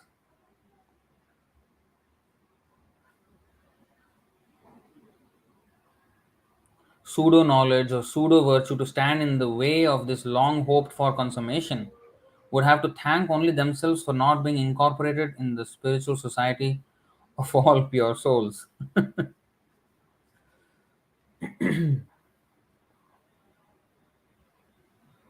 These plain words need not be misrepresented by arrogant persons who are full of vanity of empiric ignorance as the pronouncements of aggressive sectarianism. Now, aggressive sectarianism. Now, to say that our religion will be the world religion, you know, is that aggressive sectarianism? You are trying to push your agenda, your sect over all the world. That's very aggressive statement. Here it is said, these plain words need not be misrepresented by arrogant persons who are full of the vanity of empiric ignorance as the pronouncements of aggressive sectarianism. The aggressive pronouncement of the concrete truth is the crying necessity of the moment for silencing the aggressive propaganda of the specific untruths that is being carried on all over the world by the preachers of empiric contrivances for the amelioration of the hard lot of conditioned souls. Beautifully put. The aggressive pronouncement of the concrete truth is the crying necessity of the moment for silencing the aggressive propaganda of the specific untruths that is being carried on all over the world by the preachers of empiric contrivances or devices or methods. Contrivances means method or a device. But the preachers of empiric methods for the amelioration of the hard. Amelioration means to decrease their suffering, to give relief. So there are a lot of empiric preachers whose solutions actually won't work. There's so many babas, so many so-called teachers of religion. They've all come up with their own devices, own methods of solving the problems of the conditioned souls. But their aggressive propaganda should be silenced. Here it is said, and it should be silenced by the aggressive pronouncement of the concrete truth, absolute truth. And that is the crying necessity of the moment. That means we have to aggressively preach. Taking on. Aggressively means not like with a angry face and like that. That's not it. Aggressive means active and aggressively. I mean, in the sense that not shying away from confrontations or taking on established worldviews which are completely wrong. What is the word? Superficially plausible but actually wrong. What is that word that was used? Specious. Yeah. The specious philosophies like the Darwin, like how Prabhupada attacked all these pseudoscience. Specious arguments. Superficially plausible but actually wrong. So we have to take on all these things. And that is our mission. The empiric propaganda clothes itself in the language of negative abstraction for deluding those who are engrossed in the selfish pursuit of worldly enjoyment. The empiric propaganda clothes or disguises in the language of negative propaganda, a negative abstraction, for deluding those who are engrossed in the selfish pursuit of worldly enjoyment. That means, the karmis, they are just, wanton sense gratification. The empiric philosophers, they will say, neti, neti, neti, not this, not this, not this, we should not do this, we should not do that, we should not do this, we should not do that. This is not the truth, that is not the truth. What is the truth, they do not know. So it is a negative abstraction. So it is negative, neti, neti, neti, not this, not this, not this. But what is it? Tangible description of the absolute truth is not given. Only an abstract, negative abstraction is drawn, or an abstract idea of absolute is pushed, which does not give actual satisfaction to the conditioned soul. A real tangible understanding of the absolute truth is that Satchidananda Vigraha. But negatively saying that neti, neti, neti, negative abstraction, that is, it comes under that. It comes under the disguise of such negative abstraction. But ultimately it is useless.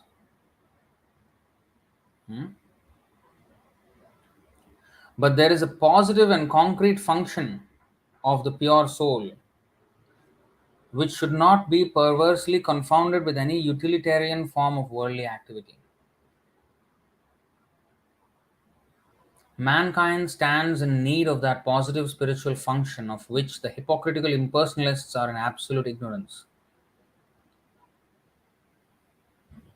That spiritual function is devotional service. Just by saying, oh, give up this, give up that, give up this, give up that, that won't solve any problem. In fact, people will be discouraged and go back to that again. A positive and concrete function of the pure soul should not be perversely confounded with any utilitarian form of worldly activity. Utilitarian.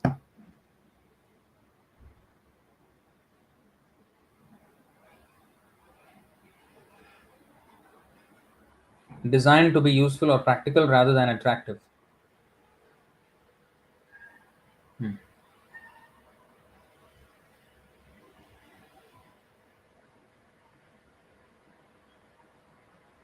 Relating to, or in philosophy, it is called relating to or adhering to the doctrine of utilitarianism. What is utilitarianism? The doctrine that actions are right if they are useful or for the benefit of a majority. That means all these philanthropic activities, altruistic activities, you know. So it is said that here, but there is a positive and concrete function of the pure soul which should not be perversely confounded with any utilitarian form of worldly activity. So devotional service is not like any so-called welfare activity of this world. No, it should not be confounded with the same. Mankind stands in need of that positive spiritual function of which the hypocritical impersonalists are in absolute ignorance. Why is it hypocritical? Because they say, oh, all activity is bad, but then they act in material life, in taking the garb of so-called welfare activities. So therefore, they are in absolute ignorance. The positive function of the soul harmonizes the claims of extreme selfishness with those of extreme self-abnegation in the society of pure souls, even in this mundane world. Extreme selfishness is the karmis, extreme self-abnegation is the jnanis. And the positive function of the soul harmonizes the claims of extreme selfishness with those of extreme self-abnegation. And this is called Yukta Vairagya. Yukta and Vairagya. Accepting everything in Krishna's service and rejecting everything for personal, enjoyment. In its concrete realizable form, the function is perfectly inaccessible to the empiric understanding. Its imperfect and misleading conception alone is available by the study of the scriptures to the conditioned soul that is not helped by the causeless grace of the pure devotee of Godhead. So, in other words, the conclusion of this whole article is that without the mercy of the pure devotee, we cannot progress even in a millimeter or a micrometer in spiritual advancement. If we think we can, relying on our own strength of, you know, talent or intelligence or whatever, we are thoroughly mistaken. Okay, so I will stop it here. Any questions or comments on this article, on this topic?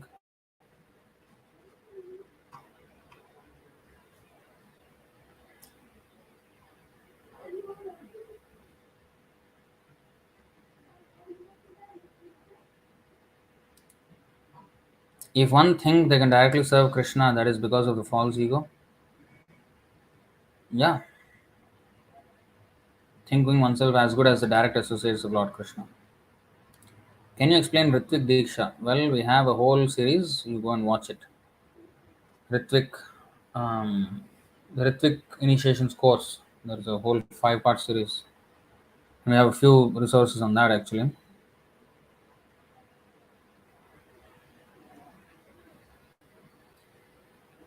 Extensive resources on our YouTube channel and our IA-77 position paper.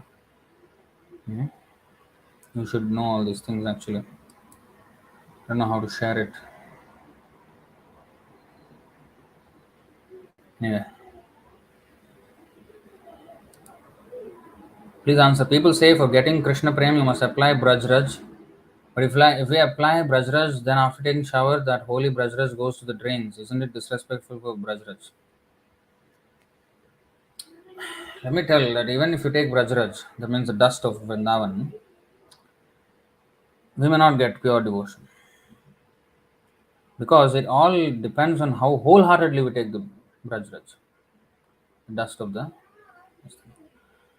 So, but if we take a shower after that, it goes to drains, isn't it disrespectful? Well, no.